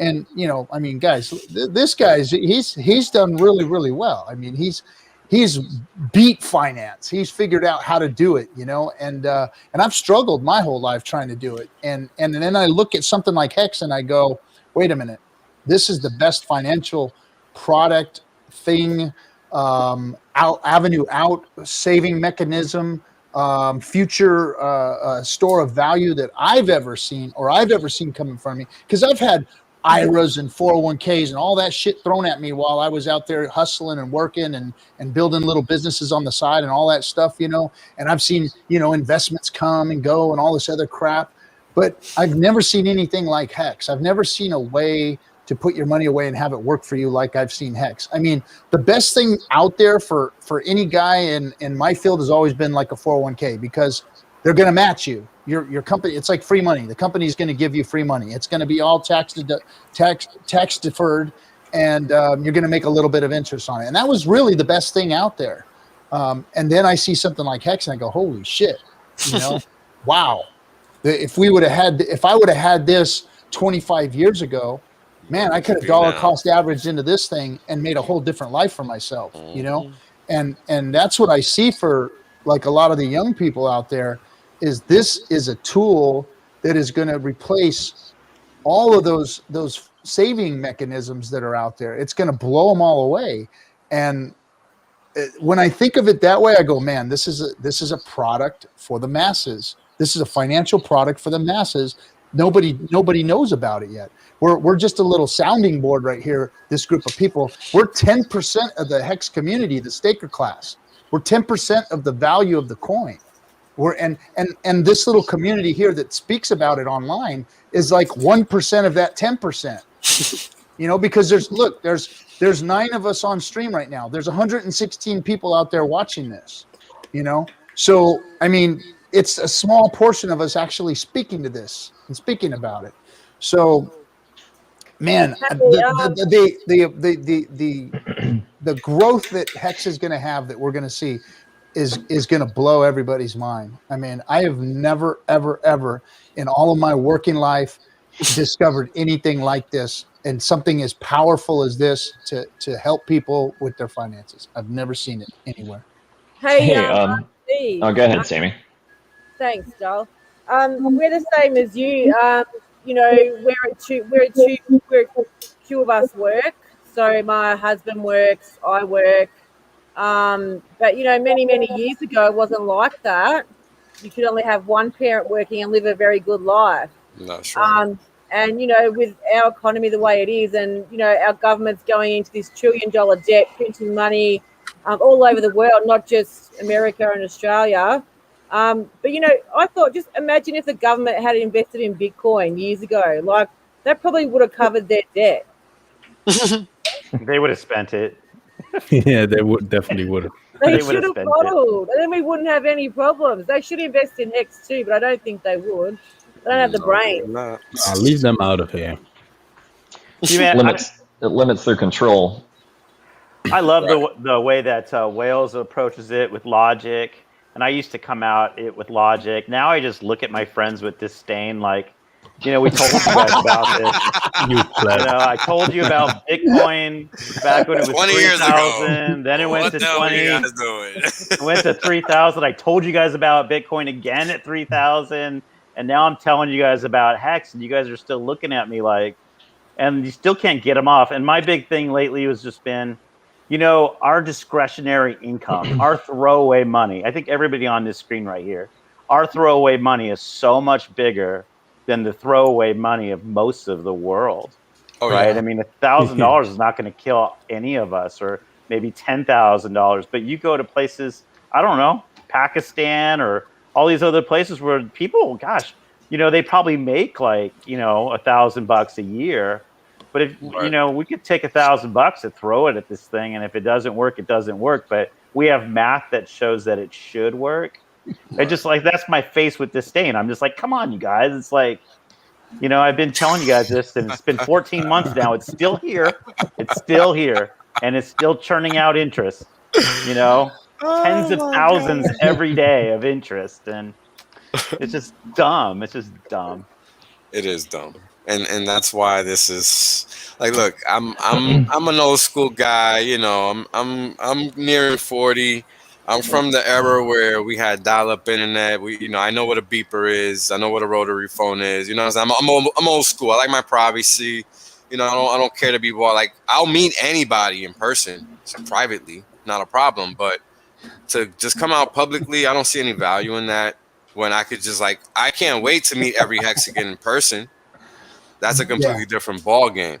That's something we should talk about. We should start discussing this, because I want to help set this up. So I'm looking forward to that. When we talked, so in the early days, we had a guy that was in the community, that was kind of in and out of the community. He was kind of squirrely with a lot of his different investments and stuff that he got involved in. He's still a Hexican. He's still part of the Hex community. But what he had done was he set up hey, let's go have a party for Big Payday in Miami. And set up a whole thing, and we were all going to do it. And then the pandemic kind of got worse and worse and worse, and it was like, the Miami thing's off, forget about it. So now I think, and I think that eventually we're probably going to have some type of a annual meetup, a Hex convention of some type. We'll probably end up with that. So I'd like to start talking about putting something like that together, because I think Vegas would be the place to do it. And you know, get everybody to Vegas. It's cheap and easy to get there. It's cheap and easy to get places, and it's fun. It's a fun place for, you know, adults and crypto people to go and do their thing. And I'd like to see us start putting that together, man. Is getting a big Hex convention going. Well, there's some family friendly options out there too. You know, it's like sometimes Vegas gets a bad rap, but you know, we might lose a few. We might lose a few to the off the strip stuff. You know, it could happen. But yeah, I think that'd be a good location. I think it's the easiest for people to get to, because I mean, no matter where you are in the world, Vegas is a cheap ride, man. Yeah, no, you're right. You're right. It's not like going to Utah or something like that. Yeah, or Miami. I mean, Miami is like freaking. That's an expensive place to roll, man. Yeah, Right? it is. Everybody likes to go to Miami for some reason. I know it's fun, it's beautiful, and all that kind of stuff. But it is not like practical at all. That's the illusion of value in marketing, right? That's really all Miami is. Because you don't get what you pay for at all. No, you don't get what you pay. I just checked how much it cost me to go to Las Vegas, like to fly. And it only cost me $350. I told you, man. Wow. Including hotel. They just want you there, baby. They just want you there. With hotel, it says. Probably it's a bit more expensive. Yeah, that sounds a little too good to be true. That's what Google said. You don't want to stay in those hotels. No. Man. Yeah, that sounds a little too good to be true. You want to find some other deal, bro. I've been once to Las Vegas. I know I don't want to be in those rooms. The dead hookers in the mattress. But the flight time's 11 hours, and it's only $300. Yeah, no, if I you're know flying, that's not even. That doesn't even pay for the gas, man. yeah. That's insane. But yeah, that's what I was saying. Is it's cheap to get to Vegas, man. Yeah. And you can even find deals like at the Bellagio and stuff like that. You can find nice deals, and those are some nice. I mean, those are some plush hotels, man. There's some nice hotels out, and you can find deals.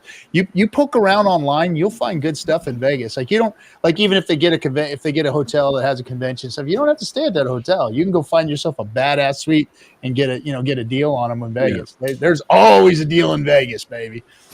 I remember back in the day when I was a kid, you used to be able to walk into this place down there on the strip. I forget the name of it. It was a little dicey little place, but you can buy a steak breakfast, steak and eggs, the whole thing for 99 freaking cents. And I'm talking, it was a steak, man, for 99 cents. Remember those, Liberty? Yeah, I remember that. You walk out of there sick. Dessert and everything. You're just like, what did I just do to myself? I'm going to Vegas next week for March Madness. Nice. Oh, cool. The prices were decent. Yeah, I mean, it's gotten a little more expensive over the years because of how much growth it's had. You know, it's not like the old days with the sands and the dunes were on the strip, you know, and all that stuff. But it's still pretty affordable, and you can find deals. Thanks. But I'll give everybody one little secret about Vegas, and if you ever go to Vegas and you want to get the best fucking steak on the planet, you go to the Rio Hotel.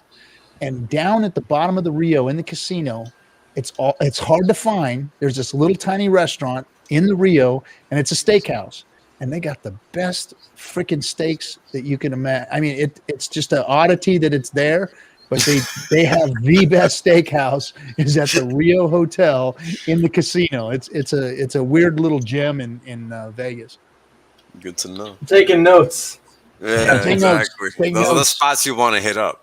Yeah, RG knows Vegas, guys. I know Vegas. I roamed in hotels that are no longer in Vegas. Boom. Proof positive. They blew them bitches up and put something else on and top you're still of it. Here. He's still here. And you're still here. I saw Elvis in Vegas. I actually saw Elvis. That's cool. That's I was awesome. a kid. I was a cool. kid. I saw the Jackson 5. I saw Elvis. I saw wow. Damn. Flip Wilson. I A saw lot of you Jackson guys don't 5. even know who Flip Wilson is. I've heard of him. Merv Griffin. Anybody ever heard of Merv Griffin? I've heard of Merv Oh yeah, Griffin. yeah. Heard of him, yeah. He ran at the Caesars. So Caesars Palace, that was Merv Griffin's house. That was where he did his thing. And then Kenny Kerr, which was the first like male burlesque show thing. I mean, that guy was like famous in Vegas for way back in the 80s and 90s, and you know. But anyway, yeah. But anyway, drop the male burlesque concert. You guys all know RG doesn't discriminate, right, Brand? Here, let's bring Brand back in. Put us all back in timeout. Hey, RG. Yes. I don't know about the other Hexicans, but over here in Australia, our borders are closed till at least June or July this year. Wow. Yeah, I don't know about you guys.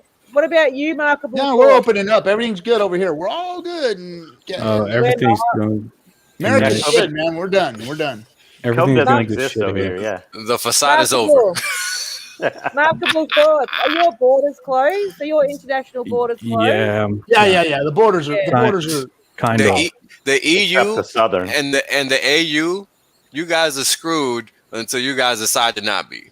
That's just how it's going to be. Yeah, because in America, we're not letting it continue. And they're realizing that, and they have no choice but to say, all right, we either act like we know better or they're going to let us know better. Well, the fact that I got arrested 2 weeks ago already says enough. Again. For what? Tell me for what? Because I was sitting on the field meditating. That was it. That's normal. You dangerous man, you. Listen to this talk. You sound so violent. I was just sitting quiet on the field because I had to make a statement that I wasn't complying with what the rules were. Like we've had a curfew for like 2 months now, and it doesn't do anything. And it's like, what are we doing? It's stupid. Like it started with we need to have these rules because then the intensive care of hospitals don't get overrun, and now those departments are just like they have way too much capacity and it's not being filled, and it's like no, we still need to have it. It's important that we're safe. And I'm like, what are we doing? It's weird, man. We're gonna go through growing pains here and getting back into things. It's gonna be just like going into it. Coming out of it is just gonna be like going into it. It's gonna be a little painful, but in 6 months or so, we're all gonna be like, I wonder, man. I wonder. I'm not entirely sure. I'm also I'm already making a plan of leaving this country just because it's too hectic. There's too many people on a square kilometer, and I need to go away, man. I need to have a house with a piece of land where I can grow my own food because I don't trust this shit. There you go. It's just weird, man. It's becoming real weird real quick. Netherlands. Remarkable thoughts. The Netherlands. Yeah, and we have a really a small piece of land, and we have like 18 million people. So it's we have a lot of people crammed together. Oh, you're right. Same here in Australia. Shit, man. You guys don't know shit. Yeah, I know it can be worse. Definitely, I'm definitely not in the worst position. Serena, are but I can get better. Am I what? Are the Canadian borders closed? International borders? I think so. I have no idea. She's like, I don't give a shit. I'm just here living. I think I like that. Opened up here like maybe a few days ago, but I don't know. I just stay home, so it doesn't really make a difference for me. So Serena's faded. Yeah, a little bit. Cool. Nice. Oh, all right. So, okay. So then we agree. Vegas, it is, right? Vegas. Yeah, For Vegas. round one, that's fine. Yeah. And then we'll do some speaking arrangements. We'll get Wells to get up there and lay it out on a chart and stage for everybody. By the pool. Outside. By the pool. By the pool outside. Maybe he'll have in his board shorts, face. shirtless, with a chart behind him. Ladies, we got something for you, ladies. And bottle service. What if With bottle service. What if you see Wills and then he is like tattooed all over with charts? Just charts. Cool. Gotta update those tattoos. Yeah. You guys are too much, man. He literally has tattoos his eyes with like the shape of Hex, like Hex. That would be Hex sick. teardrops. Yeah. Hex contact lenses. Those would be cool. That's it. That's That would it. be dope. Yeah. And then Hey when he guys, raises I'm his gonna- arm, the That tattoo would be cool. continues up to the left, up to the right. I'm gonna get out of here, guys. I'm gonna let someone else jump in if they want to. But good to see RG3. We'll make it happen again soon. And thanks to all the Hexicans, Toby, Tria Hex, Serena, Wales, the whole 9 yards. So I'll be in the chat. Good to see you, man. All right. We got a new guest. Brand. We got a new guest. We got a new guest. Hold on one second. And looks like a new guest. Hey everybody, Sinclair Crypto coming to join us tonight. Yo. What's going on? What's the deal, y'all? How y'all doing? Welcome. How you doing? What's going on? I like the hair, man. Doing all right. Thank you, man. It took like about 2 years, but it's still in the process. That's what I want my hair to look like when when I'm retired and I'm sitting on my beach. I want it. Boom. It will be. You watch. Watch. I'll be running dreads, baby. It's gonna be looking good, man. I'm gonna be locked. My head shit's gonna be. I'm gonna be old gray and locked. Right now, I'm on my I'm on my iPhone right now, so I don't know if you guys can hear me. We can hear you. It sounds a little bit choppy, but that's all right. We hear you fine. We hear you fine. The video's stopping a little bit. Okay, Sometimes if you just turn the video off, it'll. Hey, did anybody catch that dip earlier? Nah, I missed it. The one from this morning, I missed it. What dip? There's a dip. There was one like this morning. It dipped to like 0.8%. Well, yeah, it's been kind of pumping. No, that was 2 days ago. I'm sorry. The one from this morning was like 8.5%. Don't be lying to me, Will. It's sorry. 87. Come on. Sorry. Was it 87? Am I daydreaming? That's not a dip. 87 today. That's not a dip. We need Wales needs a 50. I mean under 1 cent. No, this morning it hit 8.5%. No, it didn't. Yeah. I'm looking at the chart right now. Yeah, 8.7. No. 8.5. I'm looking at the chart right now. Will's. Yeah, it was 8.9. What I saw. Oh, it did. All right. I'm looking at the Uniswap one on the app. Yeah, I've seen. Coinbase has, all right. Yeah. All right. The Wick. I see. I see 8.7. Yeah. 8.7. I see 8.7. I see same thing. 8.7, 8.5. It's the same thing. Well, I mean, when you're picking up thousands of coins, it makes a difference. Yep. It does. When it's $1, it makes a difference. Yeah. I mean, those are extra T-shares. That's how I look at it. We are in a little bit of an uptrend here, though. This last few days. Yeah, we are. Which at the moment, I wasn't expecting. Of course, you can almost trade on doing the opposite of what RG3 thinks. That's for damn sure. Oh, I've been doing that, man. Always. From the moment I listened to you, I thought this guy doesn't know shit. And I knew you were thinking that. That's why I love RG3. Because he doesn't know shit. What? Yeah, because he doesn't know shit. His TA is fucking awesome. Have you seen it? I got some TA. I got some good TA.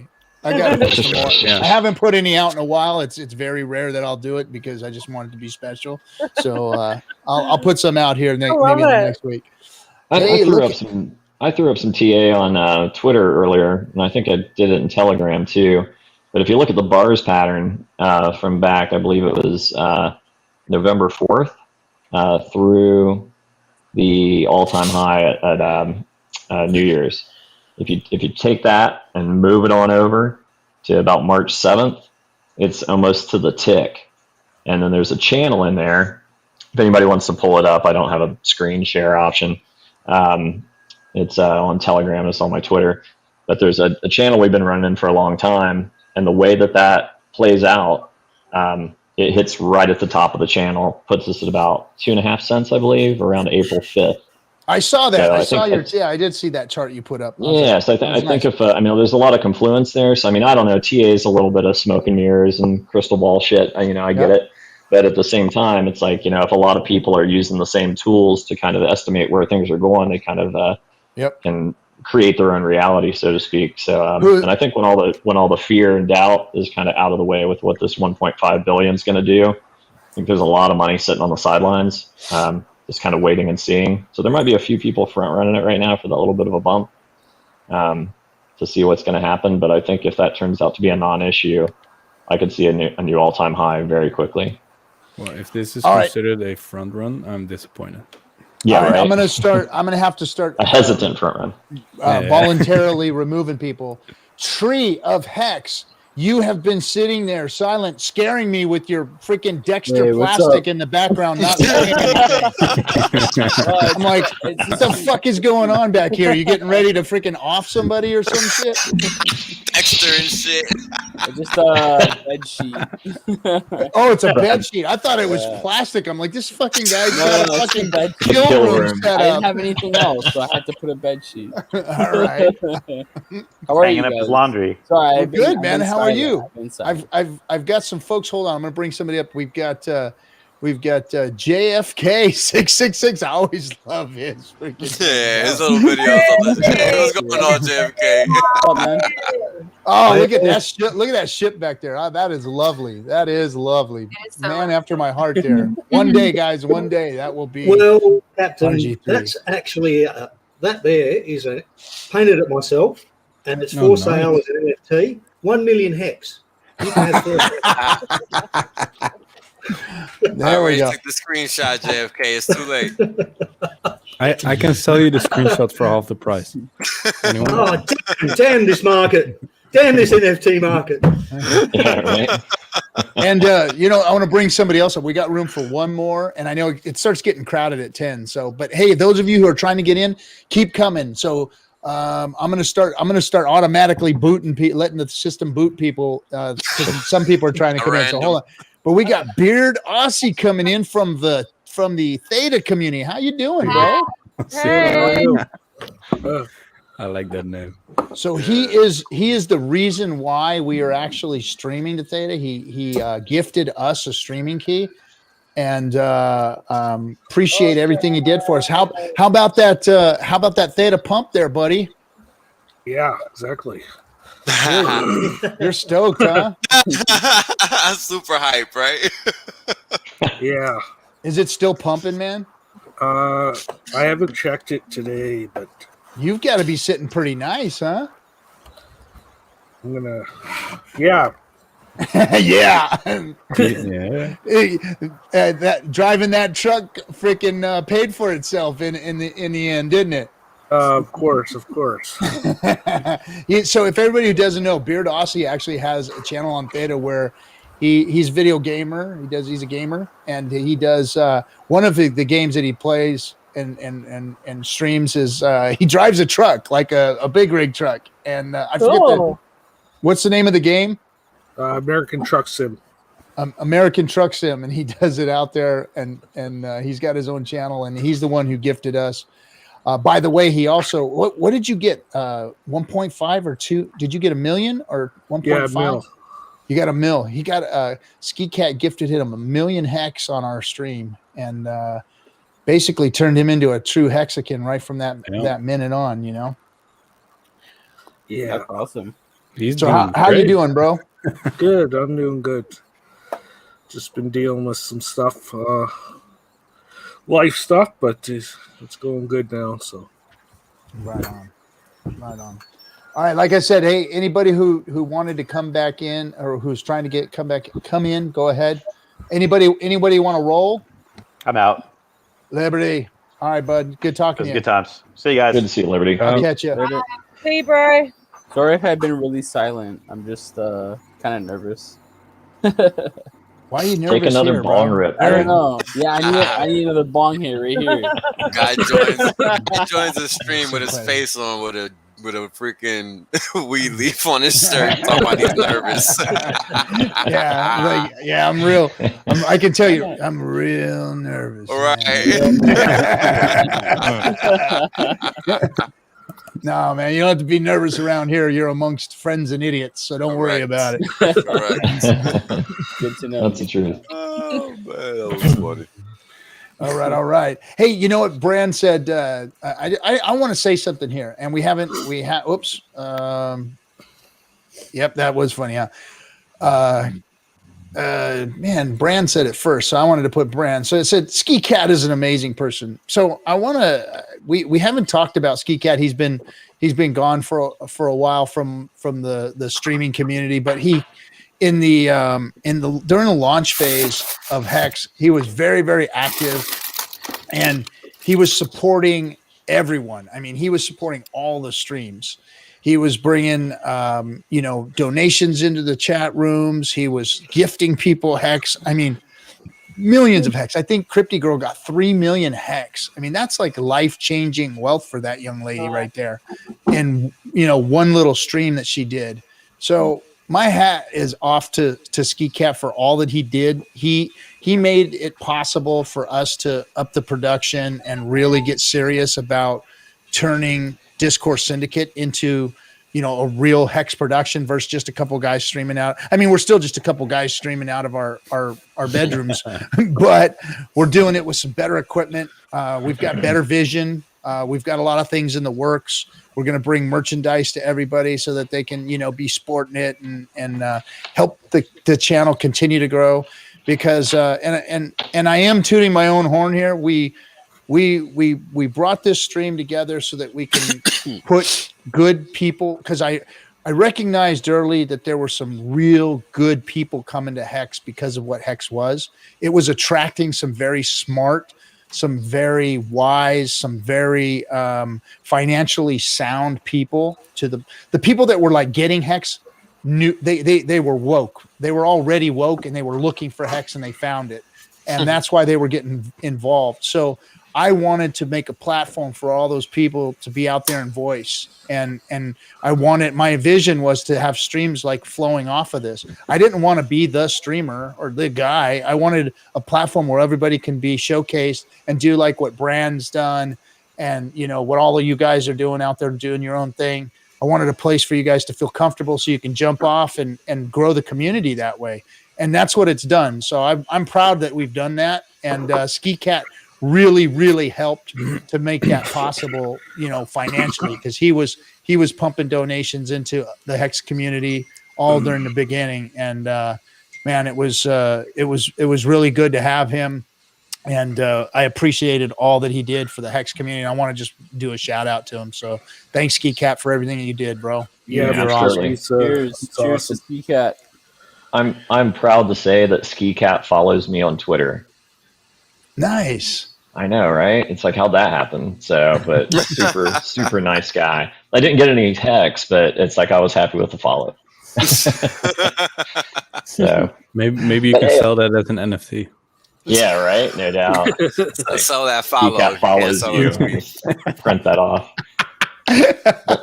Hey, Wales, you could probably speak to this. And plus, it's like I'm really glad to be on stream with you. I don't think we've been on the same stream before. I love the deep dives as much as the next guy, but one of the things I feel like I've kind of almost relearned in onboarding all these people lately, especially, is kind of going over like the basic questions that we all figured out a long time ago, and just they don't get said again because we all know it.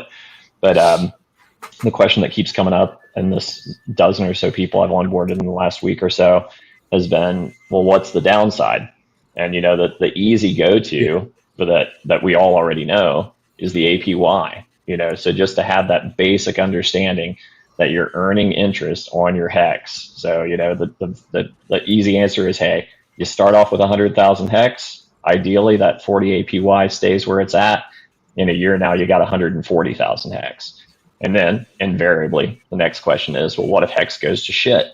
Well, Hex would have to dump 30% a year for you to break even. So how likely is that with the pumpamentals and the tokenomics that are in place? Slim to none. So I mean, I think so many people miss that. And I even saw some trollish type of guy on Richard's latest YouTube video that he did that was, talking about the chart and how shitty it looked over the last couple of months.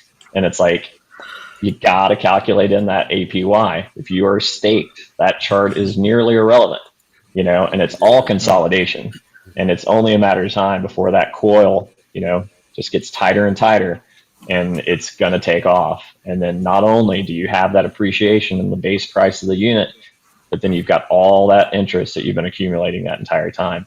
And so many people just gloss right by that. And it's like, we all get it, but it's like, I've noticed new people that I've onboarded that'll watch streams like this, and they still don't know that answer. That's going to become evidently clear in a bear market. That is going to become very, very, very clear. I mean, could you imagine what we had 3-year bear market? Could you imagine about year 1.5. Everybody's sitting there watching man. us stream and going, fucking, we're all still ecstatic. The only happy crypto community in the system. Like, what the fuck are these guys all bright and peppy about, man? How come they got rainbows shooting out their asses, man? What the hell's going on over there?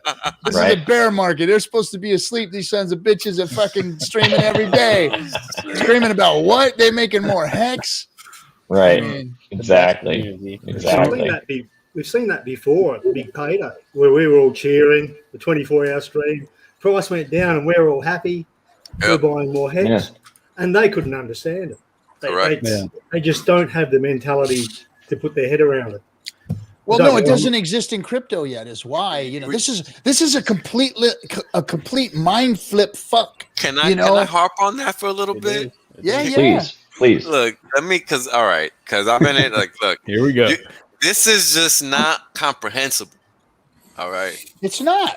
Because I've been in finance for 10 years, guys. This has never ever in the history of markets happened. There has never existed a market where people are happy that the price goes down. Period. Or happy to put their shit away for 15 years. Period. Happy, like willing, running for a 5,000. How many people run to go put money in the bank that long? Zero. You don't do it. But these people are doing it ecstatically. They're jumping in head first. My first 555, I was so happy to push that damn button, man. I was like, man, this is cool. And what did I just do? Oh shit, I've never even had that thought in my mind before to save something for 15 damn years. You know what I mean? Holy smokes. I mean, and it's a natural occurrence. It's a natural behavior in the Hex community because we know Hex and we know what that means to our future development. I mean, 15-year stakes are going to be sick. And you young folks that have like 3 rounds of 15-year stakes in you. Oh man! Oh my God! I'm not even religious, but God bless you all. Exactly. Bless you guys, man. I got 4 or 5 in, man. You're a 20-something-year-old, like my son. My son is, you know, he bought he gave me a handful of money again today. He said, "Dad, can you get me some more crypto? I'm going to get some more hex." I'm like, nice, right on, buddy. And I mean, he's got 3 more 15-year stakes in him. You know, I mean, it's Will, just, you're 38, right? 36. All right. In 15 years, I'm 38. Wow. Oh, wow. Wow. Do another one. And I wish I was 23. I wish. I wish. Man, I don't even have a disc left in my back that's 38 years old. It's kind of funny because it's sort of like life insurance. When you get in at a young age, you paying at a low price, you know. So it's kind of like you get in there early, and you're reaping the benefits when you get older, you know. I was 24 when Bitcoin came out. I knew Bitcoin was world changing. I was too stupid to understand that government had to rely on internet. The only reason I didn't buy it is because I thought they were going to shut it down. Can you imagine that? I'm never going to let that shit go. I'm never going to let that go. Wales, there's something you've got to think about here too. That yes, at the time you might have given yourself access to something that millionxed multiple times, but you would have been so tempted at 30 or 1,000. Oh yeah, I didn't have the maturity for sure. I did not have the maturity. No way. Just like Hexicans are going to be excited to sell at $1. They're going to be excited to sell at $1 at 10 cents. I'm going to be pissed if I have to sell at $1 because I don't expect that at all. I swear to you. Sold at $100. Same, Wales. $100. Hey, Wales, but you might have bought it and it might have got swallowed up by Mount Gox anyway because there wasn't.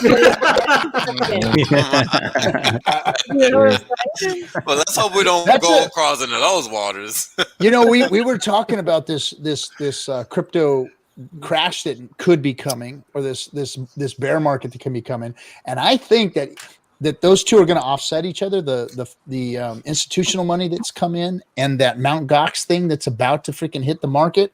I mean, those two things could offset and still run this thing into a bear market, because I was thinking that maybe the institutional money would prop it up a little bit and keep it running, but man, that Gox thing hits, that's going to be devastation. That's devastation right there, and that's on the horizon. It is on the horizon. You think those guys don't want to spend that shit? Oh, man, when that shit comes clear, man, watch out. Watch out. Well, yeah, but I mean, to that point, I mean, if Elon Musk is buying at 50 grand, I mean, you don't think there's other guys laying back doing that same analysis, waiting to just snap that up? That's going to be the biggest, craziest wick I think we've ever seen. I mean, you got to believe he's actually buying at 50, though, right? I don't believe he's actually buying. Yeah, I don't think so. No. He's not, but Tesla is. He doesn't give a fuck because he's bagged back. He doesn't care. Tesla didn't. Right. Yeah, maybe Tesla is. You might be right about that one, Sam. He didn't make that fucking purchase on Coinbase. That's for damn sure. For sure. He didn't have to pay. He didn't have to pay $60 to get that shit through Coinbase in 8 fucking 2 weeks. He didn't have to call his uncle and say, "Hey man, I think my ETH's ready to go. I can send it over to MetaMask now." Hey, guys, speaking of the price dumping, did anybody catch that dip earlier? Because I feel like I'm the only one that's seen it. I went to Nomics. I didn't see that. Yeah, I went to Nomics to check what the price was for Hex. And usually Hex right now is like 18, 20, and I didn't see it. So I'm like, I didn't see Hex listed. So I'm like, oh, is Nomics like next to Shadow Ban Hex?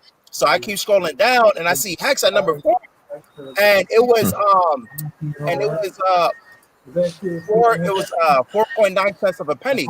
And I'm like, yo, I gotta buy this quick. And I'm like, yo, I'm the only one that's seeing it. So I made a video, put it on Twitter, and I'm like, yo, I gotta end this video because I gotta buy some Ethereum. So I bought some Ethereum on crypto.com, sent it to my MetaMask wallet. By the time the Ethereum hit on MetaMask wallet, it was already back to 9.3 cents of a penny. So yeah, I missed out. It's crazy. But I didn't even see that. Wait, yeah, you saw that? That was on one exchange. That was a wick down on one exchange. That's it had to be a specific exchange. Yeah. Okay. Yeah. Well, see, now that's the thing. What exchange were you looking at? I was looking at Nomics.com, the price chart on Nomics.com. And you said it wicked down to 004? It was 004. No. I'm positive because it was number 40. It was listed number 40. I kid you not. What? Unless there was some type of error, I see. No, that's an error because it hasn't dipped below 8.5 today at all. You know what? 8.7, 8. Yeah, 8.7 was below. So I was looking at the price chart too, the 24-hour price chart, and I don't see it on there. But I know what I seen. It was number 40 because I was looking at the price chart, and it wasn't listed 20, 30. It was number 40. It might have been a glitch. Might have. All right. But now that's the thing too that I want to talk about because give me some half price Hex, man. I'll be all over that. Because I remember Richard Hart saying that that we could set limit orders on one exchange just in case something like that happens again. You know, because if it does happen, like for real this time, like say for example, if the well that's coming out in 2 days, 3 days or whatever, if they do sell, I don't think they are, but if they do, like we could set the limit orders, whoever wants to buy, not financial advice, but we set the limit orders for whatever price, we think it might dip down to. I don't know. I think that might be a good strategy just in case, Yep. I've got my limit orders in. Orders in. Because I was hoping this weekend that there was going to be some people get scared and bail. And that's what I was hoping for, That's what I thought happened today. That's what I was thinking. I'm thinking somebody try to front run, the guy. It's running up right now. It's still running up, man. Yeah. And damn DS pump, man. You know what's funny is I always say the DS pump. I say it in the beginning of the stream usually because by the end of the stream we got a DS dump, and I don't really talk about that too much. But usually that's the way it goes. We start the stream and it pumps and then it dumps right at the end of the stream. So I don't know if we've been doing it any justice or any good, but it's just so fun that it doesn't take a lot. Like I tweeted something out 2 days ago, a few days ago, where I said that we only need 4 million to get to 10x, and then if you would just have like $30, if you have $300 that you get of interest every month, that would be 3,000. And some guy replied to me and said, yeah, well, if they would have done that, if they would have put 4 million, why haven't they done yet where everything else is bumping? And I'm like, dude, how much better is it if everything is dumping like 50%, and then just one guy for fun just puts in 4 mil buy, goes to 10K. Well, everything just a sea of Yeah. just a sea of bloody streets, and just one green candle. You know what flipping that through. does? You know what that does on the nomics ranking? Like you immediately go to top 5. Yeah. Hey, I wanted to shout out to the YouTube community right now. Hey, thanks for watching, everybody. Like, comment, subscribe, hit the like button, because you guys have got us up to 130 tonight, and that is awesome. We haven't seen those kind of numbers in a while. Hope it's just dropping now. Sorry, guys. But yeah, man, hit the like button and leave a comment in the comment section, not necessarily just in the chat, but go into the comment section and leave something. I don't even take out your bad comments. Every once in a while someone will pull something out of there, but I like leaving even the bad comments. So go ahead and talk stupid shit and all that. It's good. I don't think you can put comments now. What do you mean? Oh, not until stream's over, right? Yeah, I think so. So come back and comment. Come back and comment. I will. Only is asking you to let him back in.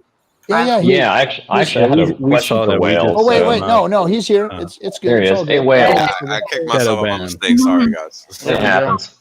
Hey, man, I got a question for you. Well, I got you still. I'm assuming if anybody's done it, you've done it. Have you looked deeper at that 1.5 billion stake that's going to be coming out to see what that ROI is going to be and what the impact should be to share rate? Actually, I have. I was actually talking about this earlier. It might have been in the day. Yeah, I was talking about this earlier in the day with somebody. And it turns out that the ROI is less than the move we've had so far in the share rate since the stake started. So it shouldn't have an impact at all. Yeah, I don't think it's going to have an impact. Right. Yeah, that's what I was thinking myself, but it's like I just want some confirmation. Right. So the only question becomes is, are they going to be willing to buy more hex and maintain the same share rate or not? And that's a question that we don't really know the answer to. Right. So that's the only real variable that I the conversations, I'm not going to have that conversation here, but the conversations that we have off stream in the green room and the conversations I've had on the phone with a lot of the guys, a lot of the cutthroats, has been about who that might belong to. And that's the interesting thing. I'm going to be interested to see what it does so that I can get a better feel for maybe who that is or what that is. Probably won't know who it is, but we might have a little bit better idea of what type of an investor that is, because that person has, or that entity or whoever it is, has a lot of stakes out there, has some big stakes out there, and that's not their only stake. Which is, I mean, could you imagine $1.5 billion hex? Holy moly, that's a freaking stack right there, baby. That is a stack. And how many people besides me were freaked out that Silver was not a little Indian dude? Yo, you know what's funny? I wasn't surprised. I must have been the only person that wasn't surprised. I kind of knew as well. When people said Indian dude, I was like, wait, what? Yeah. But afterwards, I thought, kind of makes sense. He does have a Indian. He has a it's the accent. It's the affect. He has an accent on top of his accent. But so I was like, so same with Wales. I'm like, I gotta meet these guys, because our whole thing has been, hey, look, if you're gonna put yourself out here, put yourself out there on screen. And then so I talked to Silver about it. And he did the same thing. Well, he came up on stream with me, and we had a face-to-face. And as soon as I saw him, I was like, holy shit, look at this freaking guy. Well, you know, for most of you guys, if you're out there trying to troll the ladies, it's good he's not showing his face, because I mean, fucking Silver's a good-looking dude, man. And I'm like, okay, good he's not showing himself. And then same thing, Wales comes on. I'm like, goddamn, good thing these guys are hiding themselves from you guys, because you know, I was with that voice. I was you know, because it's already so handsome and he's so smart. I was hoping he looked like Beetlejuice from Howard Stern. No, these guys are smart and lookers. But I understand both their points, and now for Silver to come out and show his face and tell everybody, you know, I know what he's trying to do. That was good and brave of him. I don't necessarily know how important you know, all of this chain analysis is going to be here in the future. I think that this one here was probably, one of the biggest, maybe curiosities of the community as far as what was going to happen with it. Because, here we are in this big sideways action, big payday, kind of like fell a little flat after big payday. Everybody's sitting on their bags and their stacks.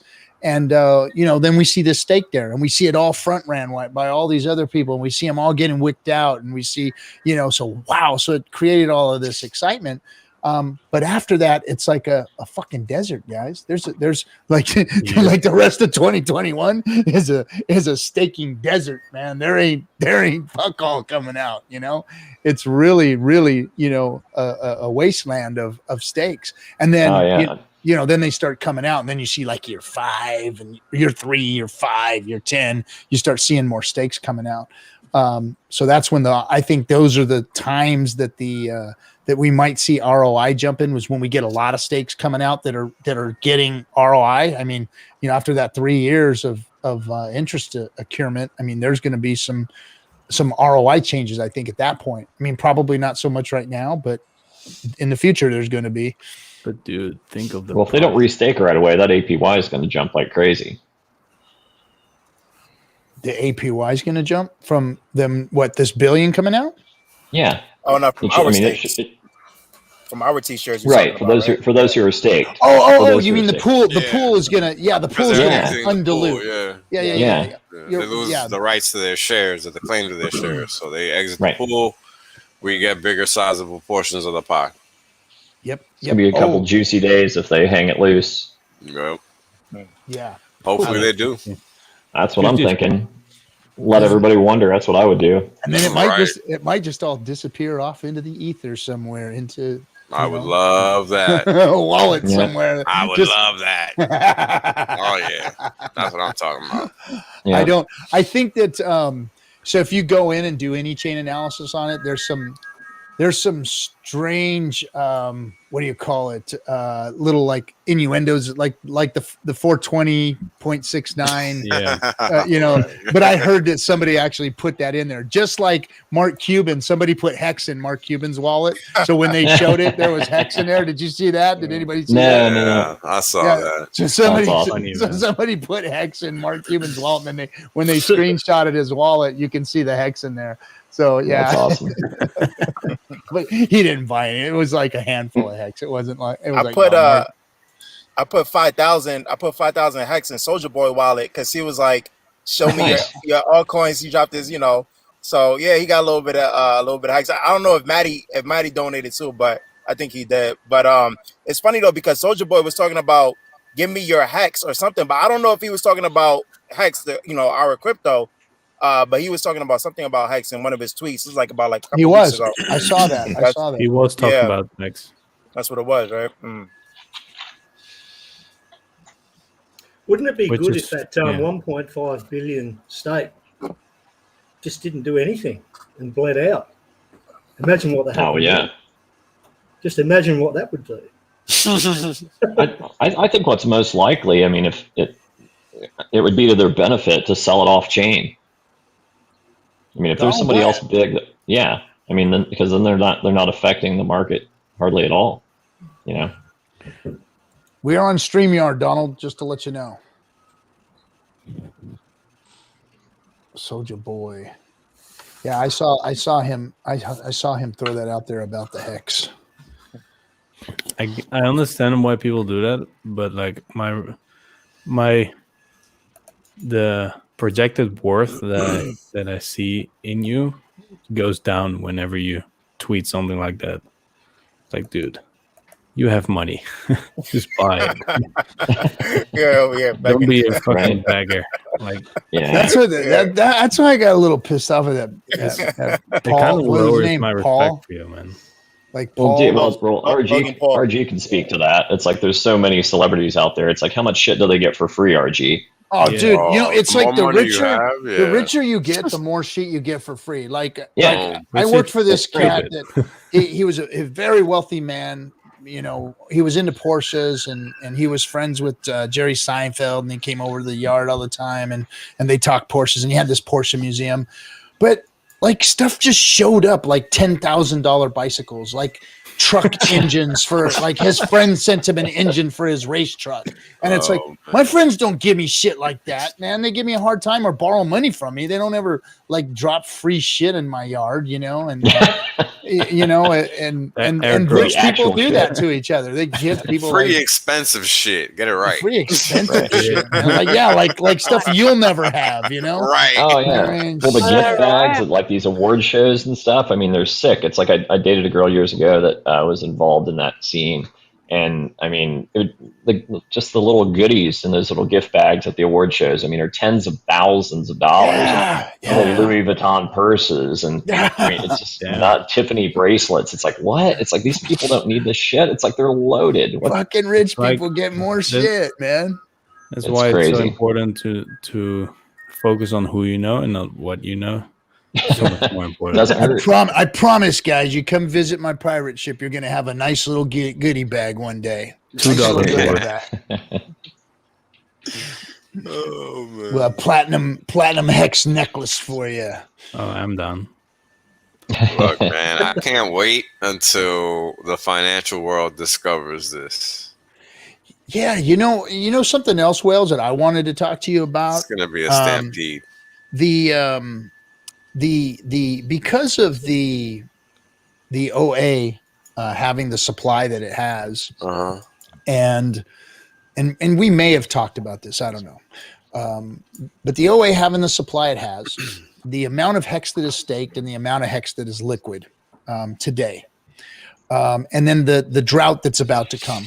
So I think right now, between the last month or so I've been watching, we had about 5 billion hex come out up to this 1.5 billion hex, and then before that it come out to about 5 billion over the last couple months, which is a significant amount of hex going back out into the market, right? Right.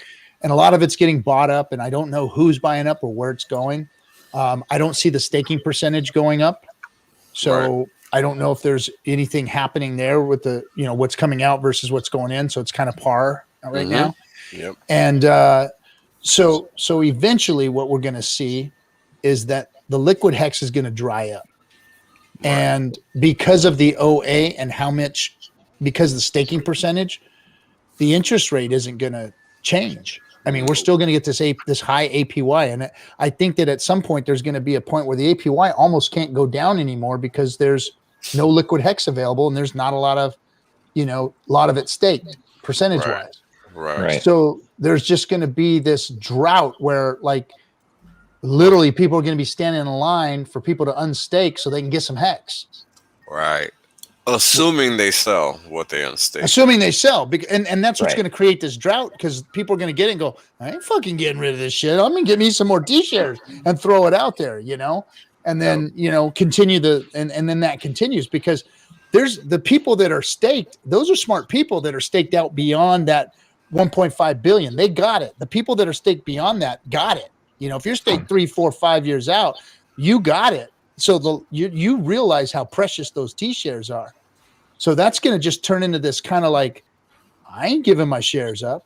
I don't care how much money I'm making, maybe take a little bit of interest off, and then the rest of it's going back out there as far as you can to get as many T-shares as you can. So, I mean, I think that alone is the thing that is going to drive the price so freaking high. I mean, I'm sorry, go ahead. Well, I was going to say, Will spoke to this earlier. It's like, people just haven't seen anything like this. They can't wrap their heads around this notion that there's this item that you can buy and that you can make 40% a year if it does nothing. If it stays flat, you are 40% returns a year. It's just unbelievable. And until you dig into it and you see the genius behind the simplicity of the program or the product, then it doesn't make sense. So I think so many of those people have that trader mentality. And just some other comments in that Richard Hart video from yesterday or day before, the short video with Jane King. There was a guy that literally asked, like, where do I stake my hex? So obviously he had it and had it for a while, but didn't even know about staking. It's like, what the fuck? I mean, pardon my language, but it's like, seriously, it's like how we're beating over the head with it. It's everywhere. It's like, I just don't get it. It's like, what are you doing, man? It's like staking is where it's at. It's like, at the same time, I don't want to say it because I'm like, the more people that stake, the lower my rate goes down because I'm 100% staked. Right. But it's like, it just seems to me like a no-brainer. And then Silver, he had a really good one last night that I watched, and he was going through, he had some that were highlighted in green, and it was a guy, I think, that had maybe 200 million hex, and he was doing these short stakes, like 60-day stakes. And he was making like, I forget what it was, like $2 or $6 million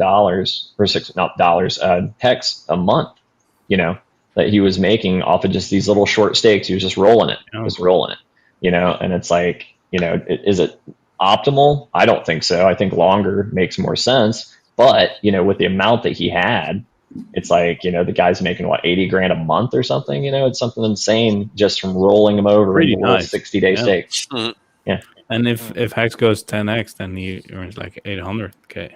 Oh yeah, it's obscene. Yeah, it's unbelievable, but it's real, obviously, So it's like eventually the cat will be out of the bag, and then we will all go into hiding. Precisely. Yeah. Right. Poof. Precisely. Never seen you before in my life. So the interesting thing is that the supply of Hex is actually up. I think I feel like it's up like net 1 billion since the new year started, like just net overall from there to now, which is cool because does that put us at like 700 and something. 569.77 billion Hex total supply. That's what the number is. I'm on the go.hex.com site right now. That's low. Right. That's low. But we were at 568.77 billion or something around there towards the end of the year last year. So people have unstaked. The staking percentage is lower than it was at one point at 9.66. I think. Give me a second to pull it up. Yeah, it's where is it? No, it's not there. Interestingly enough, give me a second, guys. Just gotta pull up GraphX real quick. Yeah, the staking is 9.663%, right? So only 9.663% of the pool is staked, but we still have duration at 5.10 years. What does that end up when 1.5 billion comes out? You know what? Let me look at something because I think I have a spreadsheet saved for it. Yeah. I don't know how much that's going to change it percentage wise, but we could see the amount staked, right? Let's see. Oh, actually, you know what? I'm a moron. Total value lock is 500. I can just do the math real quick. I don't need to look at the spreadsheet. Hold on. Timestamp that. 231.55. Will says I'm a moron. 500 staked. 500. So you got 27,000. About 3%. No. I think it's not as much as we might think. That's what I think. I'm just gonna do a ballpark here. Staked. How come I can't see this on Staker? What am I not seeing? Let's see. Stake duration. That doesn't make sense. It says 565 million. Oh wait, that's cool. There's 60 billion staked. It's 60 billion hex staked. Yeah, 62 billion hex staked. That's what I got. That's what I calculated in terms of dollar amount at 9 cents minus 1 billion, right? 1.5 billion. Right. Let me make sure that number is right. Yeah, it's not right. Give me a second, guys. What number is that? 150 million. Oh, that's dollars. That's why. So 565 million. You gotta convert it into hex. It's 2.3. It's 2.4%. Yeah, about 3%. So it's gonna reduce to 7%. That payout is gonna fucking jump. I need to get the ASAP, boy. That's what I was saying. Oh my god! Just damn, I'm glad we did that math. That FOMO just increased something serious. just stay away just for a little while. Big whale. Just stay away for a little bit. Just go put that stuff away. Oh and just my hang God. out for a little bit. Thank you for asking that question. Well, that's what I wanted to. I mean, that's gonna be a big deal. You know, it's gonna sink. Guess I'm not gonna be sleeping tonight. I'll change the topic a little. I'll change the topic a little bit. Who all's involved? I mean, you don't have to say, but I mean, what are your thoughts on the quick swap liquidity pool mining? It's a big cluster. Hey, Nate. How you doing? What's up, Nate? Hey, Nate. Nate, what's going on, brother? Hey, what's up, Nate? I don't think he's going to respond. Hi. He's frozen. Nate's frozen. He's He's icy cold. Nate's always icy cold, so it's a cool pose there, Nate. But he's frozen. We'll leave him there. He'll probably he has internet problems. He just wanted to make a statement, and that's it. and he did. What were we talking about? Quick swap liquidity pool mining. It's like I've crushed it on that. Yeah, I've been doing pretty good when you get in. Well, the problem with the Quick though is the Quick went down like 50% here in the last week. Yeah, that was a little bit of a punch in the nuts, but prior to that, I was crushing it, and then I pulled back because I wasn't sure what I was going to do with my liquid, depending on what's going on with this 1.5 billion. And then the dump happened, so the dump didn't hit me as hard as it would have, and then I slipped back in, and it's been pretty slick. What I'm curious about is if more people got on board with that, if that quick reward would go up next week. Well, no, it's not going to go up. It's all based on the liquidity. So I mean, some big players would have to come in. I mean, it'd have to be probably another 500,000 would have to come in. Well, the quick X pool to bump it. They issue a certain amount because that's how they're running their inflation. So they have a certain amount that they're inflating, and they divide it up accordingly amongst all of the liquidity providers and the pools. So that's how it's math. And then there's also a little bit of, I talked to Nerd Girl on the side about it because she went in and kind of got some answers, because a lot of people were upset that they reduced the mining rewards for Hexicans and for Hex liquidity providers. And so they gave the answer and said, look, it's math. This is how we're doing it. This is the inflation, how we're rolling Quick out. And, it's based on, mathematics. And also like everybody was upset that another token had no liquidity in there, but they had a monster reward. But what had happened is there was a promise of a deal liquidity coming in, and it came in and it came in slowly. They didn't just like dump it all in at once. They brought it in over about a week period of time. So, it was just a deal, and that's how it came out. And I know a lot of the Hexicans got pissed off about it and made a spectacle of themselves in the chat room over there. But I mean, it wasn't anything nefarious. But on the other hand, they have all the right to pick and choose who they want to represent their platform too. So, is that Rocco guy coming onto your stream?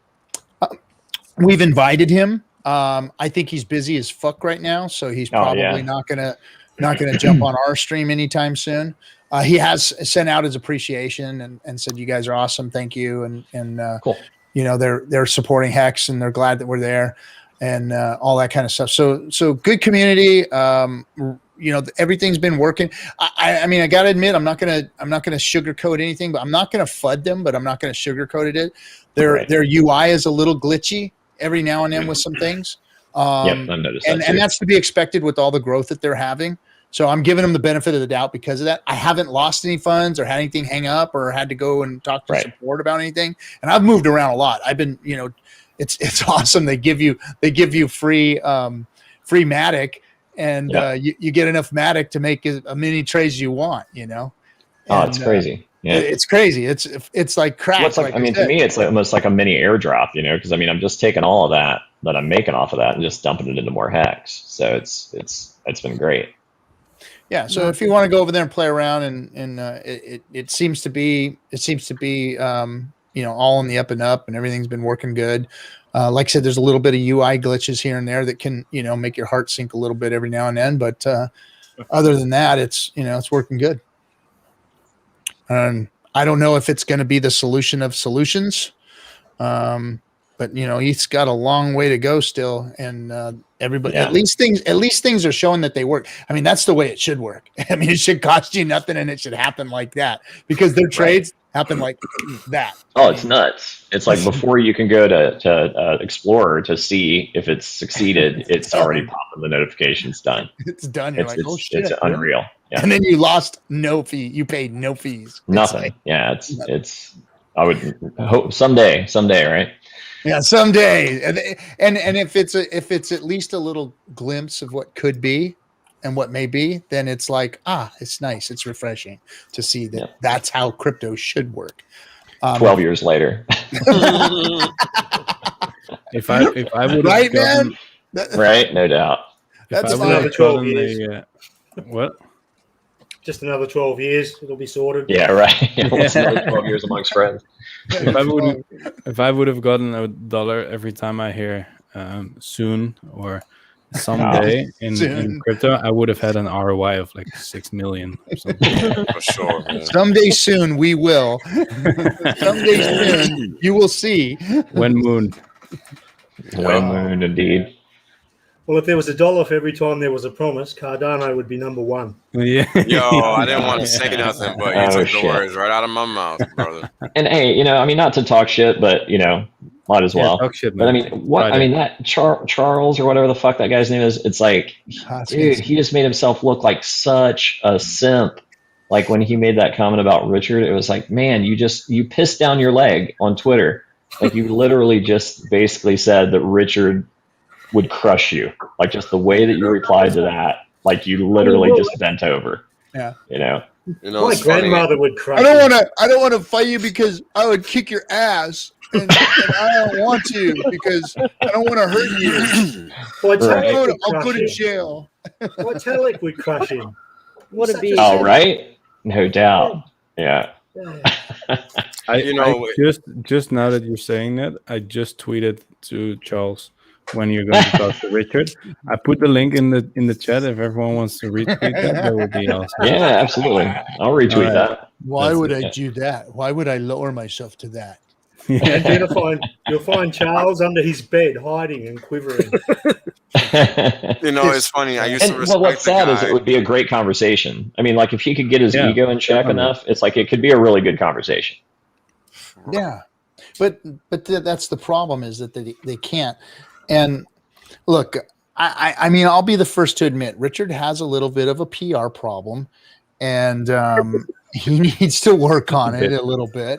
And hopefully as time goes on, it will, because I've said it and I'll say it again. And I've said it before. I've said it again and again and again and again. No matter how difficult it's going to be to get him mainstream and get him in front of people, because I'm running into challenges myself. He is still the best spokesperson for the product. He is still the best. 100%. In Hands crypto. down. Hands down, Richard is the best, and he gives respect where he gets it. If he's talking to people that are being respectful of his knowledge and what he brings to the table, then he shifts gears. No, not necessarily. Richard is harsh to even people that he respects. So I just want to throw that out there.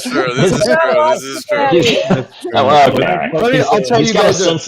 He's got a sensitive bullshit meter. You know what I mean? Like if he sees something that's wrong, he can't let it go. I'll tell you guys a little story. He's like a bulldog with a fucking he won't I'll tell you guys a little Richard story right now. So I'm in contact with Richard. Me and him are chatting, and we were in between different platforms. It was a situation where we were trying to talk to another person, and we were communicating, and I fucked up my OPSEC, and I put him on the wrong platform with me, and said, hey, I'm trying to get a hold of you, bro. Look here.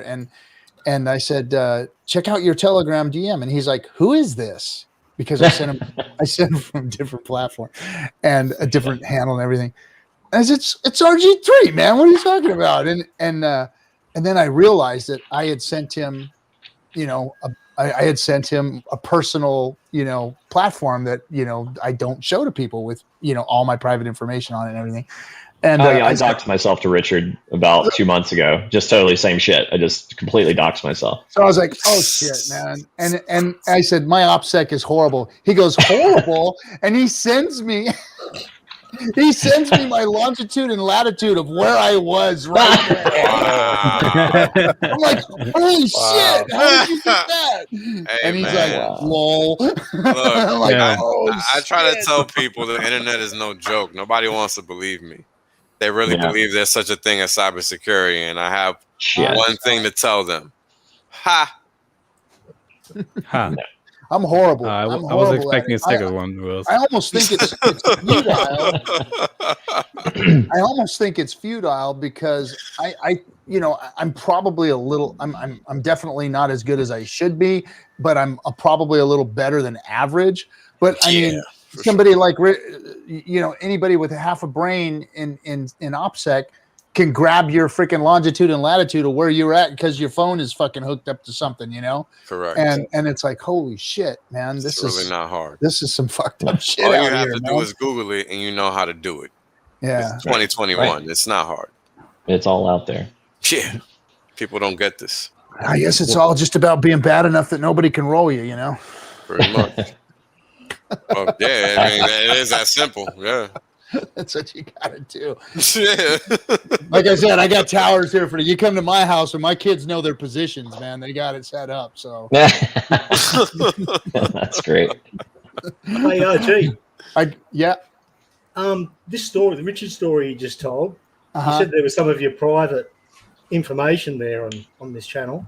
Yeah. Just wondering if there was an old Girls Gone Wild type video there that Richard might have seen.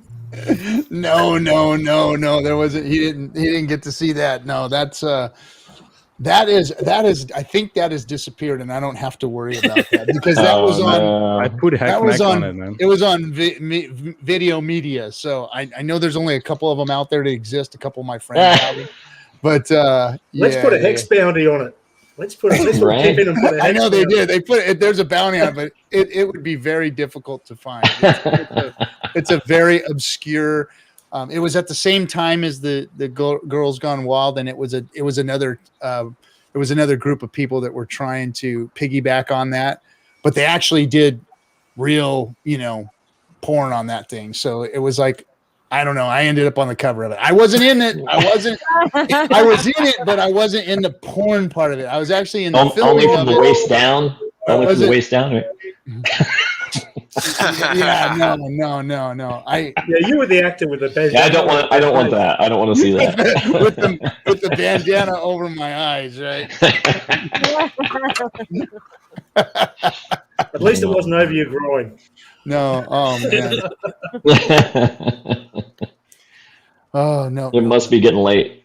Yeah, it is getting late. We're running on 3 hours. How's everybody doing? Does anybody have any other subjects that they want to bring up? We've talked. Have we already talked about the interview that Richard did, like the last? No, stream? that was a real good one. I haven't been able to catch that one yet. Honestly, that was such a clean performance by him, man. It was. It was so succinct. It was only like 20 minutes. It was great. Yeah, but only because they didn't have the premium plan of Zoom, which was stupid. Yeah. How can you do that? I don't understand that. But all right. Well, it might be better in the long run, because if they break it up into series, like she said, and come back and do part 2 and a part 3, yeah, all right. It could be good. That's a good thing, but you're like a giant simp if you go on a live stream with a dude that made a multi-billion cryptocurrency. You don't pay $100 a year for fucking Zoom. Yeah, but all there's right. an advantage. I just canceled Zoom, by the way. I couldn't make it work for us. This is the best platform for us. So for what we do. But the stream, it was really good, and I think it was. Well, it's a short attention span world. There's not a lot of us that are going to sit there and watch an 8-hour stream. Yeah, definitely. So those little ones are so much more digestible and easier to share out because it's like I've shared some of those long ones to people, and they just think I'm fucking insane. It's like exactly. a 7-hour stream. It's like, I have a life. So what are you talking? Yeah.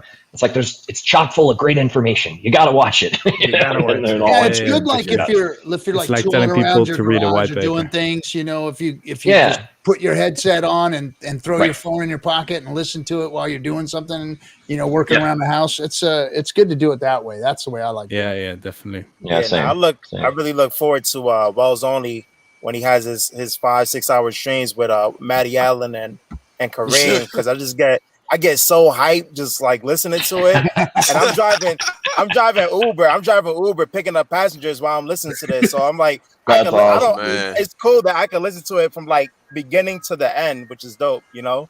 Yeah, you need to flash your QR code for your staker link to all your passengers. No, I'm gonna get the stickers because I seen Finding Jim. He on For Twitter real? he posted the stickers. I'm gonna get some and put in the back of this car right here. Yeah, for sure. Oh yeah, man. He's going to be that taxi driver that talks to people about Bitcoin before it happened. He's that one taxi driver. But you know what's funny? I don't know who these people were, but I picked these guys up. It was somewhere near Venice Beach, and there was some crypto people, right? Because they were listening to what I was playing, and like Richard Hart was talking. He was talking about, I forgot what he was talking about, but he was talking about something.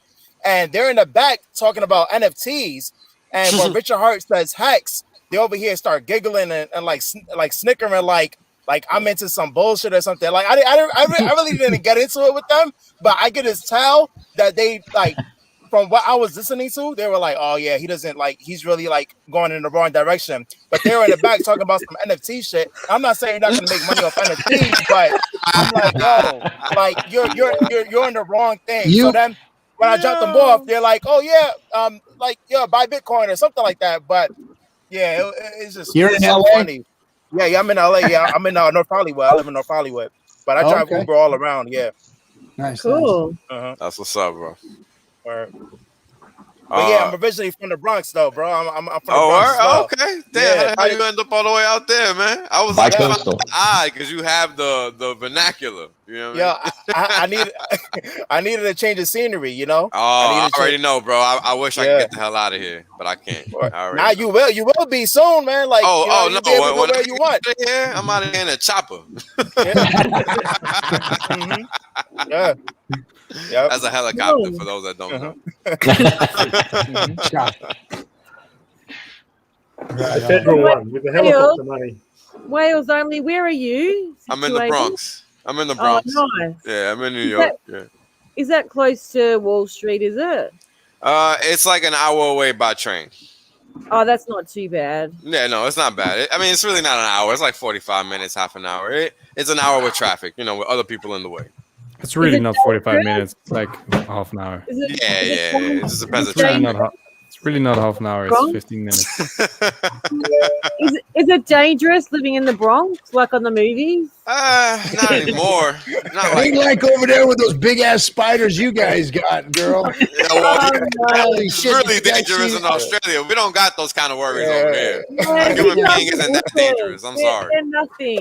Did you guys snakes and saltwater crocodiles? You guys got all the evil shit. Yeah. I don't know how to defend myself against that. A human being, I got that covered. Over to my mansion, you'll be fine. I'll get pest control in. Sounds like did you see that spider that Date 43 OG put in the cutthroat room? Holy shit, that thing's a monster. Yeah. Oh, it looks bigger than what it is, though. We get them all the time. They're harmless. They won't do okay. All right. Look, I want to. This is a fucking hell the fuck no right here. I mean, no. I mean, nah. No, fuck that. And see, that looks fast. No. That looks like a fast one too. You know what I mean? It looks like he could move. Yeah. They barbecue up really well. That's in Thailand. You can eat tarantulas and cockroaches and all that. If you've been there, gross. You can eat a lot. You can eat a lot worse shit in Thailand than cockroaches. I'll tell you that right now. I'll get you have RG3. Oops, let me see if I can get rid of all this. you can eat has a completely different meaning over there. You can eat all. Have you been there? Markable thoughts to What? Thailand? What? You've been to Thailand. I've been in Indonesia once, and then I saw a snail as big as this. Whoa. And that was interesting to me. Yeah. We don't have exotic animals in the They'd Netherlands. probably eat them if they were that big. A lot of protein. I don't know. It was just crawling over the street. Wow. Yeah, it was bigger. It was bigger than my fist. It was interesting. Yeah. Yeah. Giant snails. Oh, well, you got to go to Phuket if you're looking for all you can eat. You got to go to Phuket. No, all you can eat snail, baby. I'm not going to travel half of the world to eat snail. Brings a whole new meaning to the word snail trail. I'd rather go to Las Vegas and party with RG. That was funny. Here we go. Now the show's degrading. Here we go. The degen comes out. All right, I'll degenerate it a little bit more. Oh boy, RG. What if RG wants us all in Las Vegas to shoot his new porn called Hex Porn? I'm there, RG. I'm coming for that one. Sammy, you know that 90% of the population of Hex is guys, man, right? I know. That's why me and Serena love it. Just making sure. Hey, Markable Thoughts, how far away are you from There's so many bad jokes I could slip in right here, but I'm just not even touching it. Not even hard, no. Hey, I'm Markable Thoughts, how far 1 from hour. It's going to be raining P shares instead of T shares. I love Amsterdam. I want to go back there. It's a beautiful city. Very It's interesting. pretty cool. Yeah. I'm 1 hour away from everything in the Netherlands because it's that small. Like you can drive anywhere within an hour. I'm right in the middle. Oh. So Yeah, if you- beautiful people. Netherlands. Come to Canada. We got What? lots of space here. lots Canada? lots of space Oh, in yeah. Canada. Mhm. In Oh, the yeah. middle, you could almost get free land in the middle because there ain't fucking nothing there. I think they give That's that funny. shit away. It's like, yeah, go ahead if you want it, have it. You know, there ain't And fucking then- been nobody there. and then they ever. Couple still of think it's a caribou. good What deal. else do you need? Then it's still a good deal. I think that in Saskatchewan they got land there that nobody's ever even fucking been on. Jesus. Not a big place. Hey, Markable needs to go to Colorado. That's a spot for you, man. I can tell. Why? You would love Colorado. Yeah, for sure. Why? why? What's in Colorado? Good weed and a lot of Californians. pretty hippie chicks. Can I go snowboarding there? Yeah. Oh, yeah. yeah. Snowboard like definitely everywhere I'm in going there. Colorado. All right, dibs. Yeah. I'm buying Colorado when Hex is $1. There you go. There you go. Boom. Mine. Yeah. And plus the hippie chicks. I want them included. Yeah. That's, Yeah. did I peg it? I told you, man. At least go to like Golden or something like that and buy that place and fix it up. I don't know what. Yeah, I'll just buy anything. It's fine. There's, I'm trying to think of what's the real hippie town in Colorado? Is it Golden? Is it what is it? It's Oh, Golden is actually a name of a town. yeah. Golden, Colorado. Mm-hmm. Yeah. There's another one up there. It's real hippie. Like How desperate Is it have to be? Nederland? it's like the Outside San of Boulder? Francisco of Colorado. How Oh, desperate it's do you have to be shit, if you call yourself Aspen. Golden? What's that? Aspen? No, it's not Aspen. I'll think of it. Colorado Springs. No, Colorado Springs is like the freaking suburbs of Colorado. That's where all the yuppies live. So is anyone down to go snowboarding with me? Oh hell yeah! Oh yeah, I'd be down. Yeah, it'd be fun. That would be cool. That's it's funny. I've been saying that for 7 years now to people.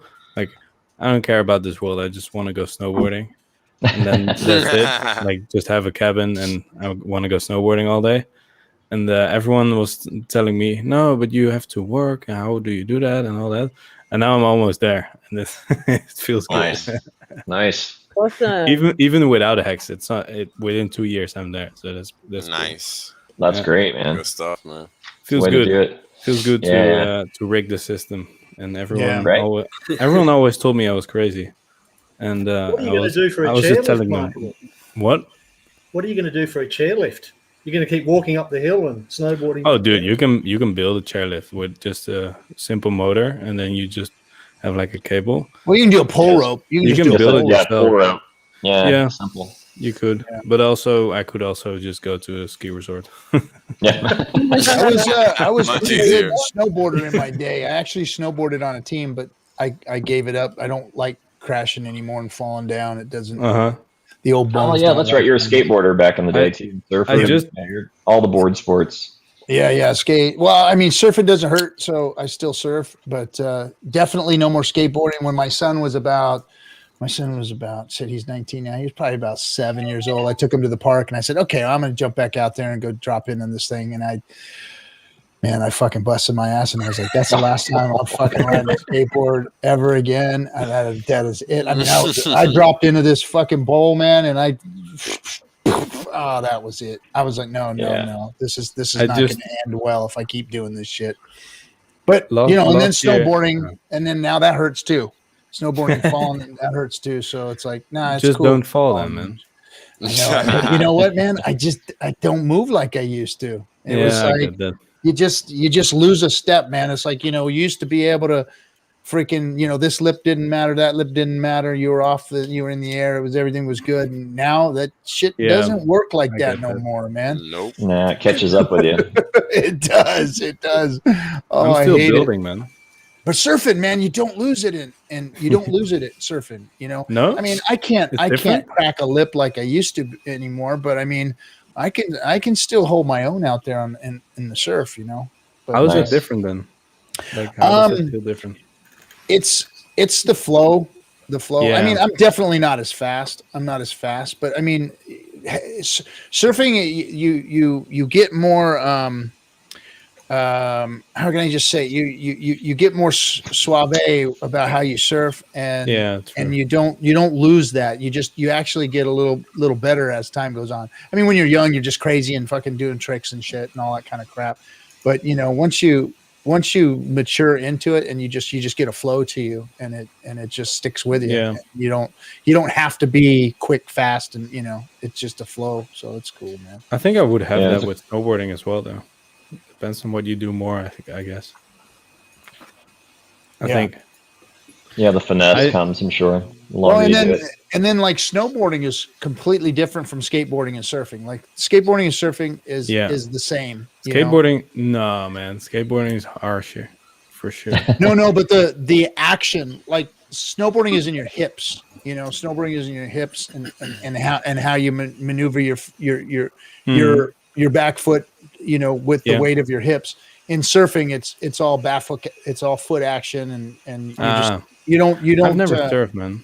No, I would love to. Yeah, but in the Netherlands, it's not that nice, so I have to actually go away. I bet. Free stuff out there. Speaking of OPSEC, if I can just say something real quick. Yeah. There's a friend of mine that I just onboarded recently, and talk about some great OPSEC. I've been friends with this girl since the MySpace days, and she has never posted a photograph of herself ever. And she's like one of my dearest friends. She's watching right now. Hey, Sarah. And she just got her wallet approved. She just texted me. But is Sarah her real name? I don't know. I don't know. I'm assuming it is, but yeah, she lives out west. She's California. Maybe Sarah is a man. Yeah. You never know. It could be a catfish. I don't think so. Yeah. Pretty sure not. Pretty sure not. All right. Yeah, but she's excited. She just the Firebun must be working late. He approved another batch of wallets for me just now because I just got better be. Get your ass to work, Bun. I know, right? Slacker, freaking slacker. Steph doing all the grinding work. them out. Get your ass to work, there, boy. Yeah. Speaking of which, I gotta get out of here and start filling up some of these wallets that got approved. But this was a lot of fun, man. It's like Wales, so nice to be on with you. Same here, man.